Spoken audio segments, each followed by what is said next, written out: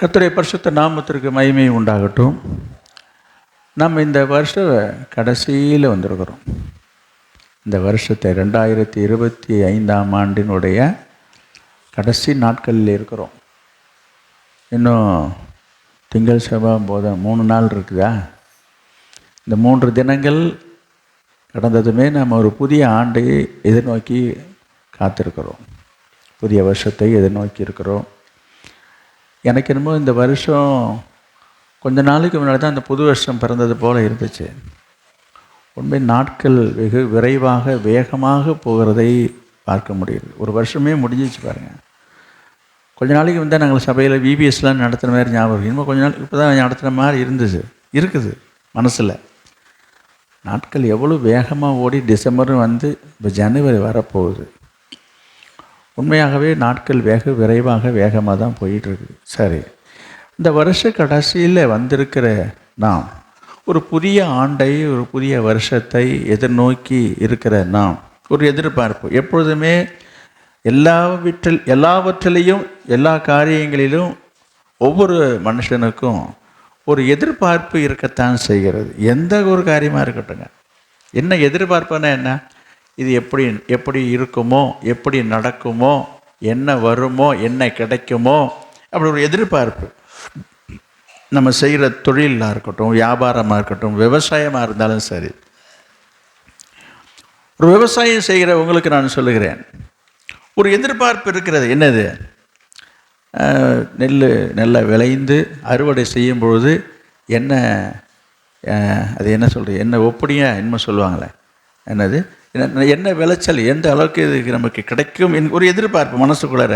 இந்த வருஷம் என்ன கிடைக்குன்னு தெரியலையே, நல்ல விளைச்சல் நல்லா கிடைக்குமா, கம்மியாக வருதா, இன்னும் கூட்டி கிடைக்குதா, அந்த எதிர்பார்ப்பை சொல்கிறேன்.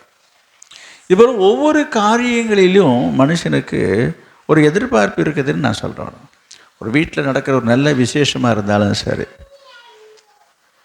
வீட்டில் நடக்கிற ஒரு விசேஷமாக இருந்தாலும் சரி, யாரெல்லாம் வருவாங்கன்னு தெரியலையே, யாரெல்லாம் வரமாட்டாங்கன்னு தெரியலையே, வரவங்கெல்லாம் என்ன கொண்டு வருவாங்கன்னு தெரியலையே, அவங்க இந்த விசேஷத்துக்கு என்ன செய்வாங்கன்னு தெரியலையே, என்ன சீர்வரிசை கொண்டு வருவாங்கன்னு தெரியலையே, மனசுக்குள்ளே ஒரு வாயால் சொல்கிறதில்ல, ஒரு எதிர்பார்ப்பு. இப்படி ஒவ்வொன்றிலையும் ஒரு எதிர்பார்ப்பு இருக்கிறது போல் நம்ம வரப்போகிற இந்த புதிய வருஷத்தை குறித்த ஒரு எதிர்பார்ப்பு இருக்குது. இந்த ஆண்டு இப்படி போயிடுச்சு, அடுத்த வருஷம் எப்படி இருக்குமோ தெரியலையே, மனசுக்குள்ளே வர்றது நான் எண்ணங்களை சொல்கிறேன். இந்த அடுத்த வருஷம் எப்படி இருக்குமோ, இந்த வருஷம்தான் நமக்கு இப்படிலாம் நடந்தது, போனது, வந்தது, ஆண்டு வந்து அடுத்த வருஷத்தில் என்னென்னலாம் நம்ம வரப்போகுதோ, நடக்க போகுதோ, இப்படி இந்த மாதிரி. இந்த பிள்ளை இது கொஞ்சம் சத்தம் போடுது, அமைதிப்படுத்துங்க, கவனிங்க. அந்த எதிர்பார்ப்பை தான் நான் சொல்ல வரேன். இப்படி எதிர்பார்த்து கொண்டிருக்கிற இந்த நாட்களில் ஆண்டவர் உங்களிடத்துலேயும் சில காரியங்களை எதிர்பார்க்கிறார், உங்களிடத்துலேருந்து எதிர்பார்க்கிறார். நாம் எதிர்பார்க்கறது, நமக்கு ஒரு எதிர்பார்ப்பு இருக்கிறது போல் ஆண்டவருக்கு என்ன இருக்குது? அவருக்கு ஒரு எதிர்பார்ப்பு இருக்குது. என்ன எதிர்பார்ப்பு என்று சொன்னால், ஒவ்வொரு வருஷமும் ஒரு எதிர்பார்ப்பு இருக்கிறது.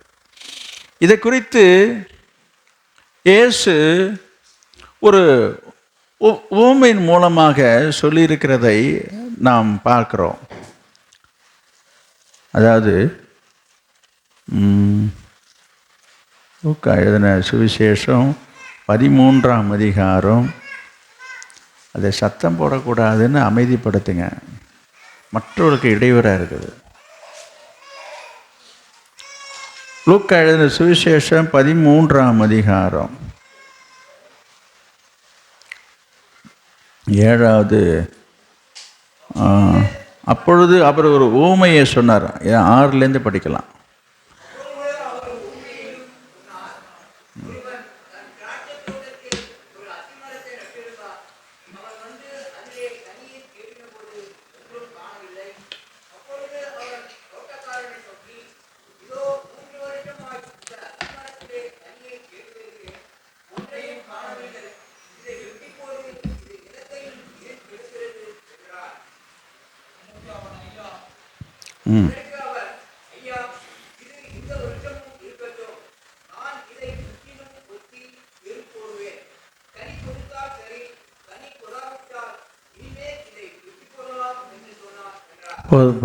பொதுவாக இந்த வேத பகுதியை வருஷ கடைசியிலேயே அல்லது பழைய வருட ஆராதனையில் பல இடங்களில் இது ஒரு செய்தியாக சொல்லுவார்கள்.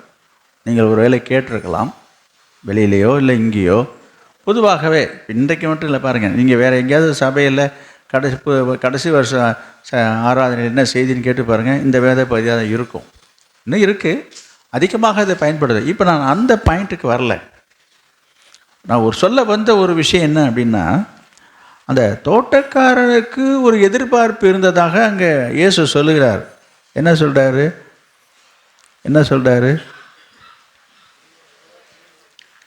3 வருஷமாய் இந்த அத்தி மரத்தில் கனியை தேடி வருகிறேன், ஒன்றையுமே காணோம். நான் சொல்ல வந்தது எதிர்பார்ப்பு.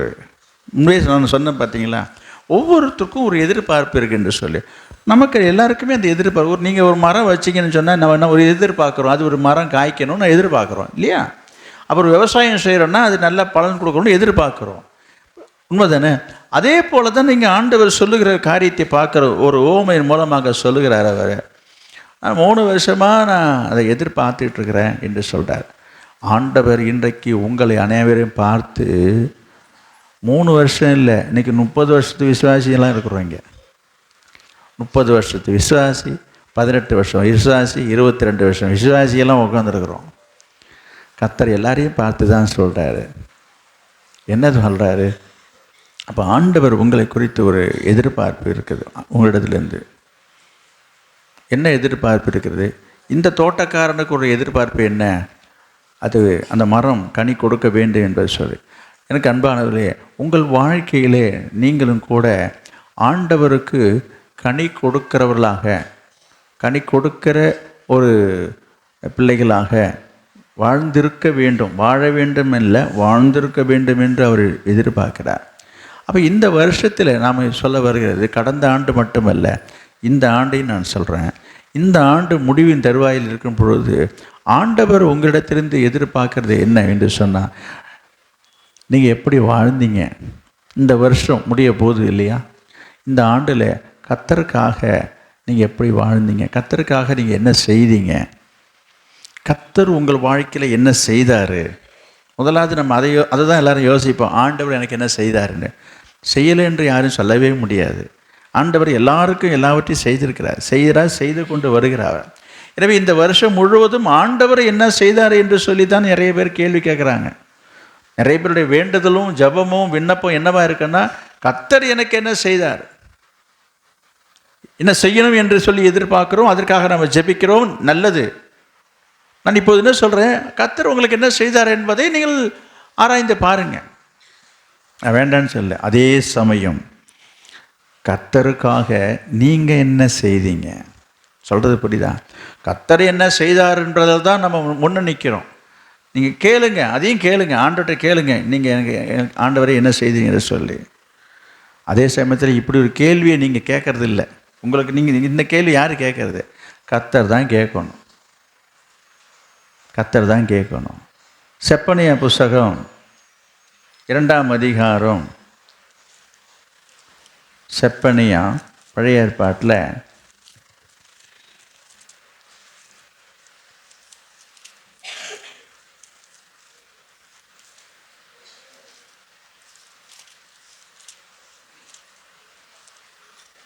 பக்கம் 1087, 1087 பேஜ் நம்பர். செப்பனியா ஆபகுக்கு அடுத்தாப்பில் இருக்கிறது, ஆகாய்க்கு முன்னாடி இருக்கிறது. செப்பனியா 2ஆம் அதிகாரம் 2வது வசனத்தை வாசித்து பாருங்கள். நீங்கள் உங்களை உய்த்து ஆராய்ந்து சோதியுங்கள். நீங்கள் உங்களை உய்த்து ஆராய்ந்து சோதியுங்கள். அடுத்த வசனம். தேசத்தில் உள்ள எல்லா சிறுமையானவர்களே, கர்த்தருடைய நியாயத்தை நடப்பிக்கிறவர்களே, அவரை தேடுங்கள், நீதியை தேடுங்கள், மனத்தாழ்மையை தேடுங்கள். அப்பொழுது ஒருவேளை கர்த்தருடைய கோபத்தின் நாளிலே மறைக்கப்படுவீர்கள்.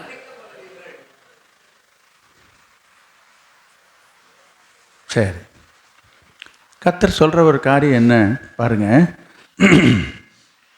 கர்த்தருடைய நியாயத்தை நடப்பிக்கிறவர்களே, அவரை தேடுங்கள், நீதியை தேடுங்கள், மனத்தாழ்மையை தேடுங்கள். அப்பொழுது ஒருவேளை கர்த்தருடைய கோபத்தின் நாளிலே மறைக்கப்படுவீர்கள். எனக்கு அன்பானவர்களே, இந்த ஆண்டிலே நான் இதை பற்றி சொல்லணும்னா நிறையா சொல்லலாம். எல்லாவற்றையும் இன்றைக்கு எனக்கு சொல்கிறதுக்கு முடியாது, நேரம் போதாது. அப்படி சொன்னாலும் உங்களால் அதை கேட்க முடியாது.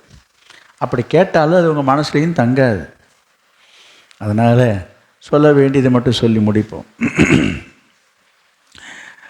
எனவே இந்த வருஷத்தில், இந்த ஆண்டில், வரப்போகிற புதிய ஆண்டை எதிர்நோக்கி இருக்கிற உங்களுக்கு கர்த்தர் சொல்லுகிற காரியம் என்னென்னா, நீங்கள் உங்களை உய்த்து ஆராய்ந்து சோதிச்சு பாருங்க.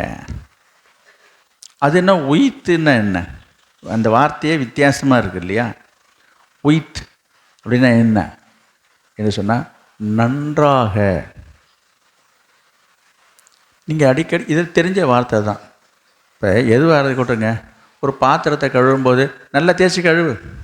ஒரு துணியை துவைக்கும்போது கொஞ்சம் நல்லா அழுக்கு போகிற நல்லான்ற என்ன அர்த்தம் புரியுங்களா? ஒரு தரையை துடைக்கும்போது நல்லா துடைமா அப்படின்னா என்ன அர்த்தம்?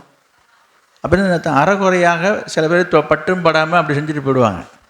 பார்த்தா அதில் அழுக்கு ஒட்டிகிட்டு இருக்கும், குழப்பாக இருக்கும். ஒரு சமைக்கும்போது அரிசியை களையிறதுக்கு கூட சொல்லுவாங்க. என்ன சொல்லுவாங்க? நல்லா அரிசியை களையணும் அப்படின்னு என்ன அர்த்தம்? சில பேர் ஒரே ஒரு தடவை அலசி போட்டு அப்படியே சமைக்கிற ஆட்களும் இருக்கிறாங்க, சில சோம்பேறிகள். கவனிங்க, ஒரு தடவை என்ன செய்வாங்க, ஒரு முறைக்கு 2 முறை என்ன, இன்னும் ஒரு முறை வேணாலும் பரவாயில்லை என்று சொல்லி நன்றாக செய்யக்கூடியவர்கள் பல இருக்கிறார்கள். எல்லா வேலைக்கும் நான் சொல்ல வருகிறேன், நான் சமைக்கிறது சாப்பாட்டுக்கு மட்டும் சொல்ல வரேன். அப்போ இந்த நன்றாக செய்கிறதுக்கு தான் இதில் சொல்லப்பட்டிருக்க வார்த்தை என்ன? உய்த்து அப்படின்னு சொன்னால், நீங்கள் உங்களை நன்றாக ஆராய்ந்து சோதிக்கணும். நன்றாக ஆராய்ந்து சோதிக்கணும். சும்மா அப்படி பாருங்கள். சில பேர் பார்த்தீங்கன்னா, சில இடத்துல இந்த இதில் பஸ் ஸ்டாண்டில் சில இடங்கள், முக்கியமான இடங்கள்லாம் பார்த்தீங்கன்னா, விஐபிஎஸ் வர இடத்துலலாம் பார்த்தீங்கன்னா நம்மளை செக் பண்ணுவாங்க. உள்ள ஒரு கேட்டு மாதிரி உள்ளே விட்டு. கவனிங்க, இப்படி செக் பண்ணும்போது பார்த்தீங்கன்னா இப்படி தொட்டு பார்ப்பாங்க மேலே. நீங்கள் நம்ம ஏதாச்சும் ஆயுதம் வச்சுருக்கோமான்னு. இங்கே பாருங்கள், இது இப்படி பார்த்துறீங்களா? இதெல்லாம் சும்மா இது மேலோட்டமாக செக் பண்ணுறது. இதெல்லாம் தாண்டி போச்சு இப்போ. அது உங்களுக்கே தெரியும். நவீன விஞ்ஞான உலகத்தில் என்னென்னமோ காரியங்களை மறைச்சி வச்சுட்ருக்காங்க. இவங்க தெரிஞ்சது என்னாக்கா, பெரிய பொருளாக இருந்தால் தானே அவன் தான் பார்க்குற வெளிநாட்டில் உள்ள ஃபுல்லாகவே உள்ள முழுங்கிட்டே வரான். உண்டா இல்லைங்களா? இவங்க நினச்சிட்டு இருக்கனாக்கா பாக்கெட்டில் இருக்குதா, சட்டையில் இருக்குதா, பையில் இருக்குதான்னு. இதுதான் நான் சொல்ல வரேன். அப்போ நன்றாக ஆராயணும்னா, நீங்கள் எல்லாம் கேள்விப்பட்டிருப்பீங்க. இதெல்லாம் பார்த்தா இதை மாரி இந்த தானே கண்டுபிடிக்கிறான்னு சொல்லிவிட்டு வாயில் போட்டு முழுங்கிட்டு வந்துடுறாங்களாம். எதுக்கு? தங்க பிஸ்கட்டுகள், நிறைய பொருட்கள் எல்லாம். இதெல்லாம் நீங்கள் கேள்விப்பட்டிருப்பீங்க. இப்போ யோசிச்சு பாருங்கள், இன்றைக்கி என்னத்தை தடவை என்ன கண்டுபிடிக்க முடியும் இதில்? அப்போ இவங்களை நன்றாக ஆராயணும்னா ஸ்கேன் பண்ணணும். சரிதானே நான் சொல்கிறது? இப்படி பார்க்குறது இல்லை. அப்போ நம்மளை சோதித்து பார்க்குற விஷயங்களில் கூட இந்த மேலோட்டமாக மேற்பூச்சாக பார்க்குறது இல்லை. ஆண்டவர் ஆவியானவர் சொல்லுகிற காரியம் என்னவென்று சொன்னால், நீங்கள் உங்களை உய்த்து ஆராய்ந்து சோதியுங்கள். உங்களை ஆராய்ச்சி பாருங்கள். இந்த வருஷத்தில் நீங்கள் ஆண்டவருக்காக எப்படி வாழ்ந்தீங்க? உங்களை ஆராய்ந்து பாருங்கள். ஆண்டவர் என்ன செய்தார்னு சொல்லியே காலத்தை ஓட்டிட்டோம். நம்ம ஒவ்வொரு வருஷமும் எனக்கு என்ன செஞ்சார், எனக்கு என்ன கொடுத்தாரு என்று சொல்லி அதையும் நீங்கள் சோதித்து பார்க்கணும், ஆராய்ஞ்சு பார்க்கணும். சோதிச்சில்ல, ஆராய்ந்து பார்த்தா கர்த்தர் உனக்கு என்னெல்லாம் செய்திருக்காருன்றது உங்களுக்கு தெரியும். அதெல்லாம் சிந்திக்கிறதுக்கும் ஆராயத்துக்கும் சில இடத்துல நேரமும் இல்லை, மனசு தோணாது. ஆனால் ஆண்டவர் என்ன செய்தாருன்னு மட்டும்தான் கேட்டுடுவாங்க. நமக்கு என்ன செய்தார் என்பதை ஆராய்ந்து பார்க்கறது கிடையாது. கொஞ்சம் யோசித்து பாருங்கள். கர்த்தருக்காக நீங்கள் என்ன செய்தீங்க என்பதை தான் ஆண்டவர் இன்றைக்கு இந்த உங்களை பார்த்து கேட்க வர்றார். இந்த வருஷத்தில் எப்படி வாழ்ந்தீங்க? வருஷம் முடிய போகுது. இந்த ஆண்டு முழுவதும் வாழ்ந்தோமே, எப்படிலாம் வாழ்ந்தீங்க, என்னதான் செய்தீங்க? ஆண்டவருக்காக வாழ்ந்தீங்களா? அதுதான் கேள்வி. இப்போ ஆண்டவருக்காக வாழ்ந்தீங்க. நீங்கள் உங்களுக்காக வாழ்ந்தீங்க, உங்கள் குடும்பத்துக்காக வாழ்ந்தீங்க, உங்கள் பிள்ளைகளுக்காக வாழ்ந்தீங்க, நீங்கள் செய்கிற தொழில், வியாபாரம் எல்லாம் எவ்வளோ காரியங்களுக்காகவே உங்களுடைய கவனங்கள், உங்களுடைய மனதையும் நேரத்தையும் செலவு பண்ணியிருப்பீங்க, பிரயாசப்பட்டிருக்கீங்க. இப்படியே காலம் ஓடி போச்சு. கடவுளுக்காக, தெய்வத்துக்காக, தேவனுக்காக, ஆண்டவருக்காக இந்த வருஷத்தில் நீங்கள் வாழ்ந்தீங்களான்னா என்னங்க இது, நாங்கள் தான் அப்புறம் வருஷம் பூராவே ஞாயிற்றுக்கிழமை ஆராதனைக்கு வந்துட்டுருக்குறோம், இதெல்லாம் ஆண்டவருக்கு இல்லாமல் வேறு என்ன அப்படின்னு நீங்கள் நினைக்கலாம் அல்லது சொல்லலாம். நான் இல்லை என்று நான் சொல்லலை. இங்கே வருவதும் போவதும் மட்டும்தான் ஆண்டவருக்காக இல்லை. ஆண்டவருக்காக வாழுறதுனா என்ன? ஆண்டவருக்காக வாழ்ந்தோமா? சரி, ஆண்டவருக்காக வாழ்ந்தேன்னு சொல்கிற நீங்கள் ஆண்டவருக்காக என்ன செய்தீங்க? அடுத்த கேள்வி. நம்ம உடனே என்ன செய்வோம்னா, இந்த மாதத்தில் நான் ஒரு தடவை சாப்பாடு போட்டேன், நான் ஒரு அண்டா வாங்கி வச்சேன், ஃபேன் வாங்கி வச்சேன், லைட்டு வாங்கி வச்சேன், ஏதோ நீங்கள் செய்ததெல்லாம் நீங்கள் சொல்ல டக்குன்னு அதை தான் சொல்ல வருவீங்க. நான் அதெல்லாம் செய்திருக்கிறேனே, இதெல்லாம் இல்லையான்னு. நான் சொல்கிறேன், இதெல்லாம் உங்கள் கணக்கில் இருக்குது, இல்லை நான் சொல்லலை. ஆண்டவருக்காக என்ன செய்தீங்கன்னா நம்ம என்ன செய்வோம்? இப்போ உடனே ஆலயத்துக்கு வந்தோம், ஆராதனைக்கு வந்தோம், ஊழியம் செய்தோம், இதை தான் நம்ம டக்குன்னு முதல்ல ஞாபகத்துக்கு வரும். உங்களை உய்த்து ஆராய்ந்து சோதியுங்கள். ஆண்டவருக்காக நம்ம வாழ்ந்தோமா? ஆண்டவருக்காக வாழ்ந்திருக்கிறோமா? ஆண்டவருக்காக என்ன செய்திருக்கிறோம்? ஆண்டவர் இந்த செயல்களை சொல்லலை, இந்த செயல்களை அதற்காக அவர் மட்டுப்படுத்தவும் இல்லை. அதை பார்க்கிலும் மேலான ஒரு காரியத்தை ஆண்டவர் உங்களிடத்தில் எதிர்பார்க்கிறார். என்ன எதிர்பார்க்கிறாரு ஆண்டவர் உங்களிடத்தில்? உங்களை நீங்கள் சோதித்து பார்க்கும் பொழுது, உங்களை ஆராய்ந்து பார்க்கும் பொழுது, நம்ம ஆண்டவருக்காக நான் வாழணுன்னா என்ன செய்யணும்? கவனிங்க, ஒரு அடிப்படை, ஒரு பேசிக்கான ஒரு பிரின்சிபல் என்ன என்று சொல்லி பார்த்தீங்கன்னா, கவனிங்க, நமக்கு தெரிந்த ஒரு சத்தியம்தான், தெரியாததை நான் உங்களுக்கு சொல்லலை. ஆனால் அதன்படி வாழறோமா என்பது தான் ரொம்ப முக்கியம். உங்களுக்கு சத்தியம் தெரியாமல் இல்லை, வார்த்தை தெரியாமல் இல்லை, வசனம் தெரியாமல் இல்லை. நீங்கள் பல முறை, என்ன 10 முறை கூட நீங்கள் பைபிள் படித்தவங்களாக இருக்கலாம். சில வசனங்களை மனப்பாடமாக கூட உங்கள் மனசில் வைத்திருக்கலாம். நான் சொல்ல போகிறதும் சொல்ல வருகிற வார்த்தையை சொல்லி முடிப்பதற்கு முன்பாக சொல்லக்கூடிய திறமை உள்ளவர்களாக இருக்கலாம். ஆனால் நான் அதன்படி வாழ்ந்திருக்கிறோமா என்பது தான் ரொம்ப முக்கியம். நீங்கள் உங்களை உய்த்து ஆராய்ந்து சோதித்து பாருங்கள். இந்த ஆண்டில், வரப்போகிற ஆண்டு உங்களுக்கு ஆசீர்வாதமாக இருக்க வேண்டும் என்று சொன்னால் உங்களை ஆராய்ச்சி பார்க்கணும், நம்ம அப்படி ஆண்டுக்காக வாழ்ந்திருக்கிறோமா என்று சொல்லி. என்னங்க நீங்கள் இதே சூசகமாக சொல்லிகிட்டு இருக்கீங்க, ஆண்டவருக்காக வாழணுமா, ஆண்டவருக்காக வாழணுமா? ஆண்டவருக்கு தான் வாழ்ந்துட்டுருக்குறோம். வேதத்திலே ஒரு வசனத்தை நான் உங்களுக்கு ஞாபகப்படுத்துகிறேன், அப்படி தான் சொல்லலாம். மறந்து வீட்டின்னு சொல்ல முடியாது, ஞாபகப்படுத்துறதாக சொல்லலாம். என்னது? மத்தேயு எழுதின சுவிசேஷம் 16ஆம் அதிகாரம் 24வது வசனம். மத்தேயு 16:24. அப்பொழுது இயேசு தம்முடைய சீஷர்களை நோக்கி, ஒருவன் என்னை பின்பற்றி வர விரும்பினால் அவன் தன்னைத்தான் வெறுத்து தன் சிலுவையை எடுத்துக்கொண்டு என்னை பின்பற்ற கடவன். ஒருவன் என்னை பின்பற்றி வருவதற்கு விரும்பினால், வெறுப்பாக இருந்தான், எப்படி?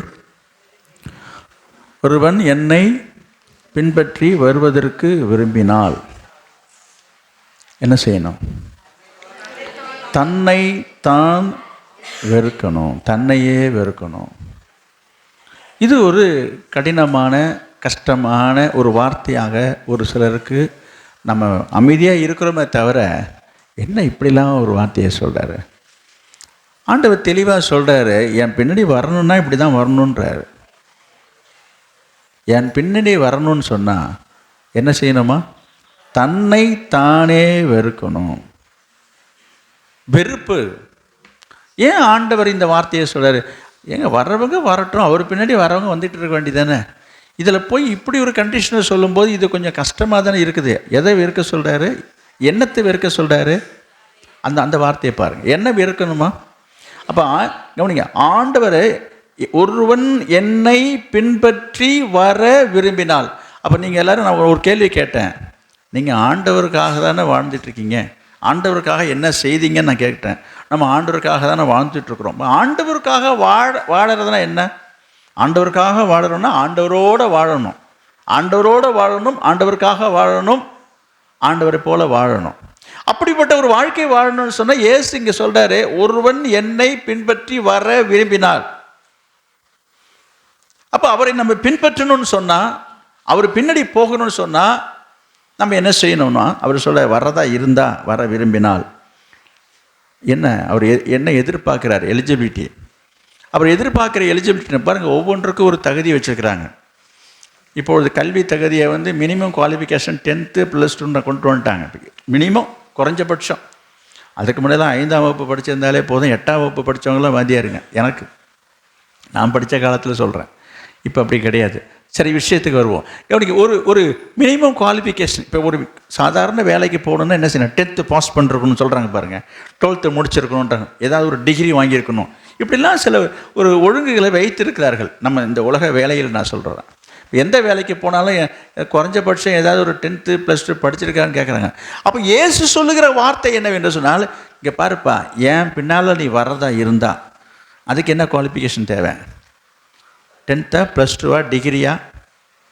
அவர் எதிர்பார்க்குற குவாலிஃபிகேஷன் என்ன? இது வித்தியாசமாக இருக்குல்ல? இந்த வார்த்தை வித்தியாசம். நிறைய பேருக்கு இந்த வசனம் தெரியும், ஆனால் அது அந்த அளவுக்கு மைண்டில் ஏற்றுறது கிடையாது. நீங்கள் வேணால் திரும்ப எடுத்து படித்து பாருங்கள். ஒருவன் என்னை பின்பற்றி வர விரும்பினால் தன்னை தானே வெறுத்து, தன்னை தானே வெறுக்கணுமா? நம்மளே வெறுக்கணுமா? ஐயோ, இதை கேட்கவே கஷ்டமாக வெறுப்பாக இருக்குது. இந்த வருஷ கடைசியில் இப்படி ஒரு செய்தியா, பிரசங்கம்மா? கவனிங்க, எப்பொழுதுமே நமக்கு மகிழ்ச்சியான ஆசீர்வாதமான செய்திகளை கேட்டு கேட்டு கேட்டு காது புளிச்சு போயிடுச்சு. அதிலே சுகம் கொண்டாயிடுச்சு. இது போன்ற வார்த்தைகளை, வசனங்களை கேட்பதற்கு ஒரு சிலருக்கு கசப்பாக கூட இருக்கலாம். ஆனால் கசப்பு மருந்து தான் உடம்புக்கு நல்லது. கவனிங்க, என்ன சொல்கிறேன்? தன்னை, சரி, யாரை வெறுக்கணும்? நான் அந்த வார்த்தையை பாருங்க. யாரை வெறுக்கணும்? யாரை வெறுக்கணும்? ஏங்க, உங்களை நீங்களே வெறுத்துருங்கன்றாரு. உங்களை நீங்களே வெறுக்கணும். இது கொஞ்சம் கடினமான காரியமாக தான் தெரியுது. அது ஏங்க பேசிக்கிட்டு இருக்கீங்க? ஊரே உலகமே எல்லாரும் என்னை வெறுத்து தள்ளிட்டாங்க. இல்லை, நான் வெறுக்காது தான் குறைஞ்சி போச்சா என்ன? சிலருடைய எண்ணங்களை நான் சொல்கிறேன். நீங்கள் அப்படிப்பட்டவங்க இருக்கலாம். அவங்க என்னை வெறுத்துட்டாங்க, அவங்க என் மேலே வெறுப்பாக இருக்கிறாங்க, எல்லாரும் என்னை வெறுத்து தள்ளிட்டாங்க, எனக்கு சொந்த பந்தம் எல்லாமே என்னை வெறுக்கிறாங்க, என் வீட்டில் உள்ளவங்களே என்னை வெறுக்கிறாங்க. இப்படி எத்தனை பேர் இந்த வார்த்தையை சொல்லுகிறதை நம்ம பார்க்குறோம், கேட்குறோம் இல்லையா? ஆனால் இயேசு இங்கே சொல்லுகிற வார்த்தை என்னது? அதை விடுப்பா, ஒன்றை நீ வெறுத்துருன்றார். இங்கே தான் விஷயமே இருக்குது. இதை நம்ம சரியாக புரிந்து கொள்ளாதனால தான் இன்றைக்கு ஒரு வெறுத்து போன வெறுப்புள்ள ஒரு வாழ்க்கை நீங்கள் வாழ்ந்துக்கிட்டு இருக்கீங்கன்னு நான் சொல்ல முடியும். சிலருக்கு சிலருடைய வாழ்க்கையில் சில காரியங்களை நினைக்கும் போது வெறுப்பாக இருக்குன்னு சொல்கிறாங்க பாருங்க. மனசே வெறுத்து போகுதுங்க, சும்மா என்னத்தை சொல்கிறதுங்க. சிலருக்கு சில பிள்ளைகளை குறித்த வெறுப்பு இருக்குது. அவங்க பிள்ளை மேலேயே, என்ன பிள்ளை போங்க, என்ன பிள்ளை நம்ம பிறந்து என்ன பண்ணுங்க, வெறுப்பாக இருக்குதுங்க. இந்த பிள்ளைகளெல்லாம் அவ்வளோ கஷ்டப்பட்டு இவ்வளோ வளர்த்து ஆளாக்கி போங்க, வெறுப்பாக இருக்குதுங்க. இவங்களால இந்த மனுஷனெல்லாம் என்ன செஞ்சு என்னங்க பிரயோஜனம்? இப்படி ஒவ்வொருத்தருக்கும் ஒவ்வொரு மீது ஒரு விதமான வெறுப்பு இருக்கிறது. சிலருக்கு புருஷன் மீது வெறுப்பு இருக்கும், சிலருக்கு மனைவி மேலே வெறுப்பு இருக்கிறது, சிலருக்கு பிள்ளைகள் மீது வெறுப்பு இருக்குது, சிலர் சுற்றி உள்ள சொந்த பந்தங்கள் மேலே வெறுப்பு இருக்குது. அடையாங்க போங்க, என்ன பிரயோஜனங்க? இவங்களாம் எனக்கு சொந்தக்காரன்னு சொல்லிக்கிறதுக்கே வெறுப்பாக இருக்குங்க. அப்படிலாம் இருக்கீங்க, அப்படிலாம் நினைக்கிறீங்க தானே? அவருங்க இப்படிலாம் இருந்து இதெல்லாம் நம்ம சுமந்து கொண்டிருக்கிற இந்த நேரத்தில் இயேசுநாதர் அதெல்லாம் என்னங்கன்னு கேட்காம, அதை பற்றி நமக்கு ஒன்றும் சொல்லாமல் நம்மளை பார்த்து சொல்ற ஒன்று நீயே வெறுத்துருன்றாரு. நமக்கு என்ன சொல்ல வருது நினைக்க தோணுது. சிலருக்கு என்ன நினைப்பாங்கன்னா, ஆமாம், உலகமே தான் வெறுத்து கிடக்குது, இதில் இது ஒன்று தான் குறைச்சலாக போச்சா, என்ன வேறு வெறுக்கணுமா என்ன, நானே வெறுத்து போய் உட்காந்துருக்குறேன். அப்படி நீங்கள் சொல்லாதீங்க. நான் ஒன்று சொல்கிறேன், எல்லாரும் உங்களை வெறுத்தாலும் நீங்கள் இன்னும் உங்களை வெறுக்கவில்லை. இந்த பிரச்சனைக்கே காரணம் அங்கே தான் இருக்குது. ஏன் உங்களை இந்த உலகம் வெறுக்குது? இந்த உலகத்தார் ஏன் உங்களை வெறுக்கிறார் என்று தெரியுமா உங்களுக்கு? ஆண்டவர் இன்னும் சும்மா சொல்லலைங்க இந்த வார்த்தையை. நம்ம மேலோட்டமாக பார்க்கும்போது இது என்ன அநியாயமாக அக்கிரமமாக இருக்காது, என்ன இப்படிலாம் சொல்கிறாருன்னு என்று சொல்லி நினைக்க தோன்றும். ஆனால் ஆண்டவர் எவ்வளவு பெரியவர் என்று நமக்கு தெரியும். அவர் ஒரு காரியத்தை சொல்கிறாருன்னா அதில் ஒரு அர்த்தம் இல்லாமல், நோக்கம் இல்லாமல் இருக்கிறாரு. நம்முடைய அறிவுக்கு அது போல புரியாமல் இருக்கிறோம், நம்முடைய சின்ன மூளைக்கு அது அறியாமல் இருக்கலாம். அதனால தான் நம்ம வாசித்தோம், உங்களை நீங்கள் உய்த்து ஆராய்ந்து சோதித்து பாருங்கள். செப்பனியா 2:2 என்ன பார்த்தோம்? நீங்கள் உங்களை உய்த்து ஆராய்ந்து சோதித்து பாருங்கள். என்ன செய்யணும்? நம்ம கொஞ்சம் ஆராய்ச்சி பார்க்கணும். நாமளே வெறுக்கிறோமா? இது அவசியமா? முதல்ல இது அவசியமா? நம்மளை ஏன் வெறுக்கணும்? ஏன் ஆண்டவர் அப்படி செய்ய சொல்கிறாரு? நான் சொன்னேன், உலகமே உங்களை வெறுத்துச்சுன்னு சொன்னேன். உங்கள் குடும்பத்தில் உள்ளவங்க சொந்த பந்தமும் உங்களை வெறுக்கிறதா நான் சொன்னேன். சில நேரங்களில் சில பிள்ளைகள் மீது பெற்றோருக்கு வெறுப்பு வருது, பிள்ளைகளுக்கு பெற்றோர் மீதும் வெறுப்பு வருது என்று நான் சொன்னேன். இப்படிதான் இப்படி நம்மளை மற்றவர்கள் எல்லாரும் நம்மை வெறுக்கிறார்கள் என்று சொன்னேன். இப்போ உங்களை பார்த்து நான் சொல்கிறேன், நீங்கள் உங்களை ஆண்டவர் சொல்கிற அந்த வார்த்தையின்படி வசனத்தின்படி நீங்கள் வெறுக்காவிட்டால் என்ன, யாரை பார்த்தாலும் யாரை கண்டாலும் உங்களுக்கு வெறுப்பு தான் வரும். ஏன் சில நேரத்தில் சில பேரை பார்க்கும்போது உங்களுக்கு எரிச்சல் வருதில்ல, வெறுப்பு வருதில்ல? அவங்களை பார்த்தாலே எனக்கு வெறுப்பாக இருக்குங்க, அவங்கள நினச்சாலே வெறுப்பாக இருக்குது சொல்கிறீங்களே. சிலர் சொல்லாமல் மனசுக்குள்ளே வெறுப்பாக இருப்பாங்க. ஏன் மற்றவர்கள் மீது உங்களுக்கு வெறுப்பு வருது? யார் மேலே வெறுப்பாக இருக்கின்றது எனக்கு தெரியாது. உங்களை நீங்களே உய்த்து ஆராய்ந்து சோதித்து பாருங்கள். யார் மேலே அது வெறுப்பாக இருக்கீங்களா? யார் மேலே அது கசப்பாக இருக்கீங்களா? என்ன காரணம்? ஏன் யாராவது உங்கள் மேலே வெறுப்பாக இருக்கிறாங்களா? ஏன் என்ன காரணம்? ஏன் எல்லாரும் உங்க இப்படி பண்ணுறாங்க? இயேசு சொல்கிற வார்த்தைக்கு வாங்க. இயேசு என்ன சொல்கிறாரு? ஒருவன் என்னை பின்பற்றி வர விரும்பினால் தன்னைத்தானே வெறுத்து உங்களையே நீங்கள் வெறுக்கணுமா? இன்னும் சில நிறைய வசனம் இருக்குது. லூக்கா எழுதின சுவிசேஷம் 14ஆம் அதிகாரம் பாருங்க. லூக்கா 14:26. யாதொருவன் என்னிடத்தில் வந்து தன் தகப்பனையும் தாயையும் மனைவியையும் பிள்ளைகளையும் சகோதரரையும் சகோதரிகளையும் தன் ஜீவனையும் வெறுக்காவிட்டால் எனக்கு சீஷனா இருக்க மாட்டான். இங்க பாருங்க, இது என்ன கொடுமையா இருக்கு, இது என்ன அநியாயமா இருக்கு, இது என்ன அக்கிரமமா இருக்குது அப்படின்னு யாரோ சொல்ற மாதிரி இருக்குது. இங்க பாருங்க, யாதொருவன் என்னிடத்தில் வந்து, அதாவது ஆண்டவரை ஏற்றுக்கொண்டு அவரை பின்பற்றி நடக்கணும். இதை நான் வெள்ளிக்கிழமை உபவாச ஜெபத்தில் சொன்னேன். எத்தனை பேருக்கு இயேசுநாதரை பிடிக்கும்னா வந்தவங்க அத்தனை பேரும் கை தூக்குனாங்க. எனக்கு ரொம்ப இயேசுன்னு ரொம்ப பிடிக்கும்னாங்க. இது என்னங்க அது 28 வருஷம் கழிச்சு இந்த கேள்வியான்னு காரணத்தோடு தான் நான் கேட்டேன். உங்களுக்கு பிடிக்குன்றது எனக்கு நல்லாவே தெரியும். எத்தனை பேருக்கு இயேசுவை பிடிக்கும்? இப்போ எல்லாருமே என்ன சொல்லுங்க, என்னங்க இயேசுவை பிடிச்சிருக்கிறனால தானே இங்கே வந்து உட்காந்துருக்குறோம். ரைட், அப்போ உங்களுக்கு இயேசுநாதரை ரொம்ப பிடிக்கும். எத்தனை பேர், நான் கேட்டேன், எத்தனை பேர் இயேசுவுக்கு பின்னால் இயேசு சொல்கிறபடி வாழணும், அவர் கூட நடக்கணும், அவர் வழியில் நடக்கணும், அவரை பின்பற்றணும், எத்தனை பேருக்கு விருப்பம் இருக்குன்னு நான் கேட்டேன். அதுக்கும் எல்லாருமே கை தூக்குனாங்க. நான் ரொம்ப சந்தோஷப்பட்டேன். கர்த்தர் சந்தோஷப்பட்டிருப்பார். அடுத்தது 3வது கேள்வி கேட்கும்போது தான் சில பேருக்கு நிரல் ஆயிடுச்சு. ஒருவன் என்னை பின்பற்றி வர விரும்பினால், வர்றதா இருந்தால் என்ன செய்யணும்? தன்னைத்தானே வெறுத்து தன் சிலுவையை எடுத்துக்கொண்டு என் பின்னாடி வரணும். எனக்கு அப்படி எடுத்து வராமல் என்னை பின்பற்றாதவன் எனக்கு பாத்திரம் கிடையாது. என் பின்னால் வராதேன்றார். ஐயோ, அவரோட வரத்துக்கு ஆசையாக இருக்குது, அவர் மேலே ஆசையாக இருக்குது, அவர் பின்னால் வர ஆசையாக இருக்குது. இது நம்மளுக்கு கஷ்டமாக இருக்குது சிலருக்கு. நீங்கள் அப்படி கஷ்டமாக இருக்குதுன்னு சொன்னீங்கன்னு நான் சொல்லலை. மனதில் சிலருடைய எண்ணங்களில் இப்படி வரலாம். சரி, ஏன் ஆண்டவர் இப்படி சொல்கிறாரு இங்கே? சரி, அதாவது பரவாயில்ல, ஒன்றை நம்மளை வெறுத்துருங்கன்னாரு. இப்போ யாரை வெறுக்க சொல்கிறாரு?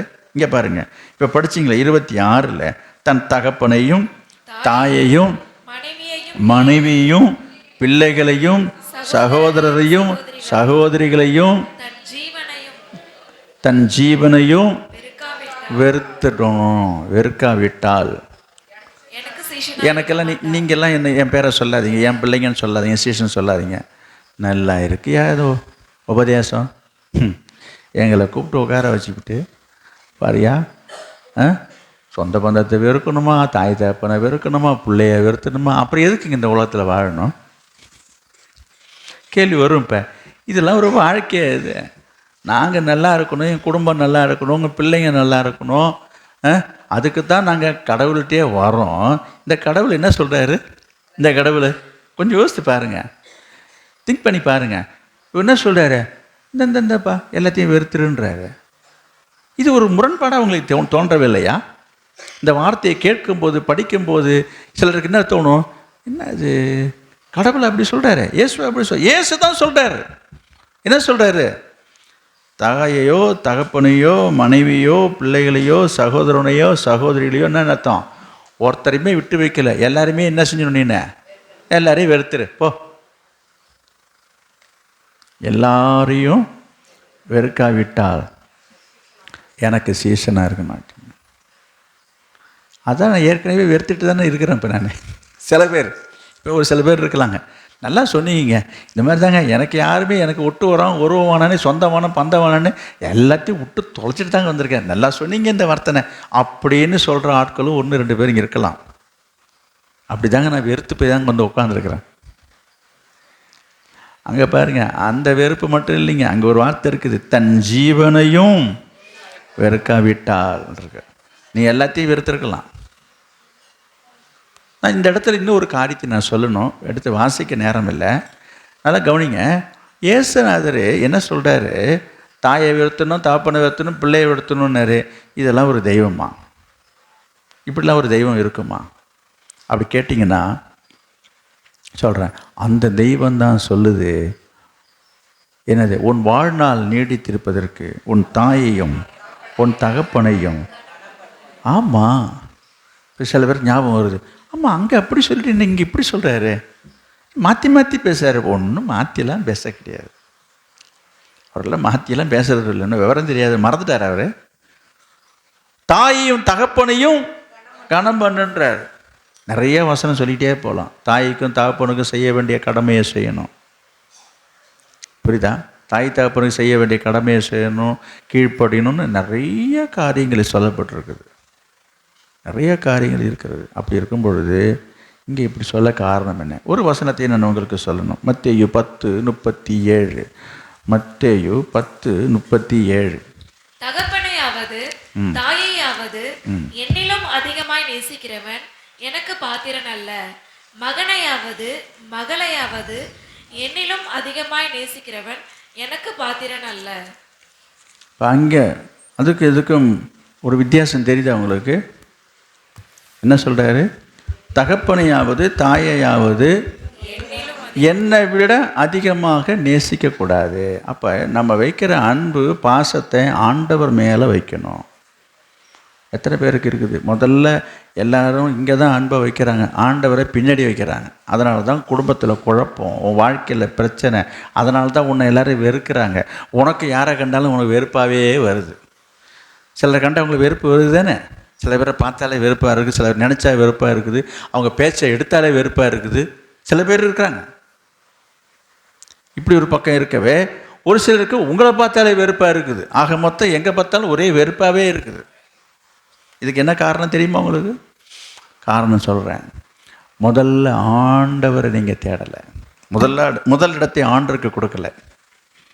இங்கே பார்க்குறோம், என்னிலும் என்னை விட நீ அவங்களை அதிகமாக நேசிப்பது, என்ன சொல்கிறாரு? நேசிக்கிறவன் எனக்கு எனக்கு எனக்கு தகுதியே கிடையாதுப்பா. நீ என் பேரை சொல்கிறதுக்கு, என்னை வணங்குறதுக்கு, என் கூட இருக்கிறேன்னு சொல்கிறதுக்கு அதுக்கெல்லாம் தகுதியே இல்லை. யார் மேலே அதிகமாக நீ பாசம் வச்சுருக்கிற? கொஞ்சம் யோசிச்சு, உங்களை உய்த்து ஆராய்ந்து சோதித்து பாருங்கள். உங்கள் மனசாட்சி சொல்லும் யார் மேலே அதிக பாசம் வச்சுருக்கீங்க, நேசம் வச்சுருக்கீங்க.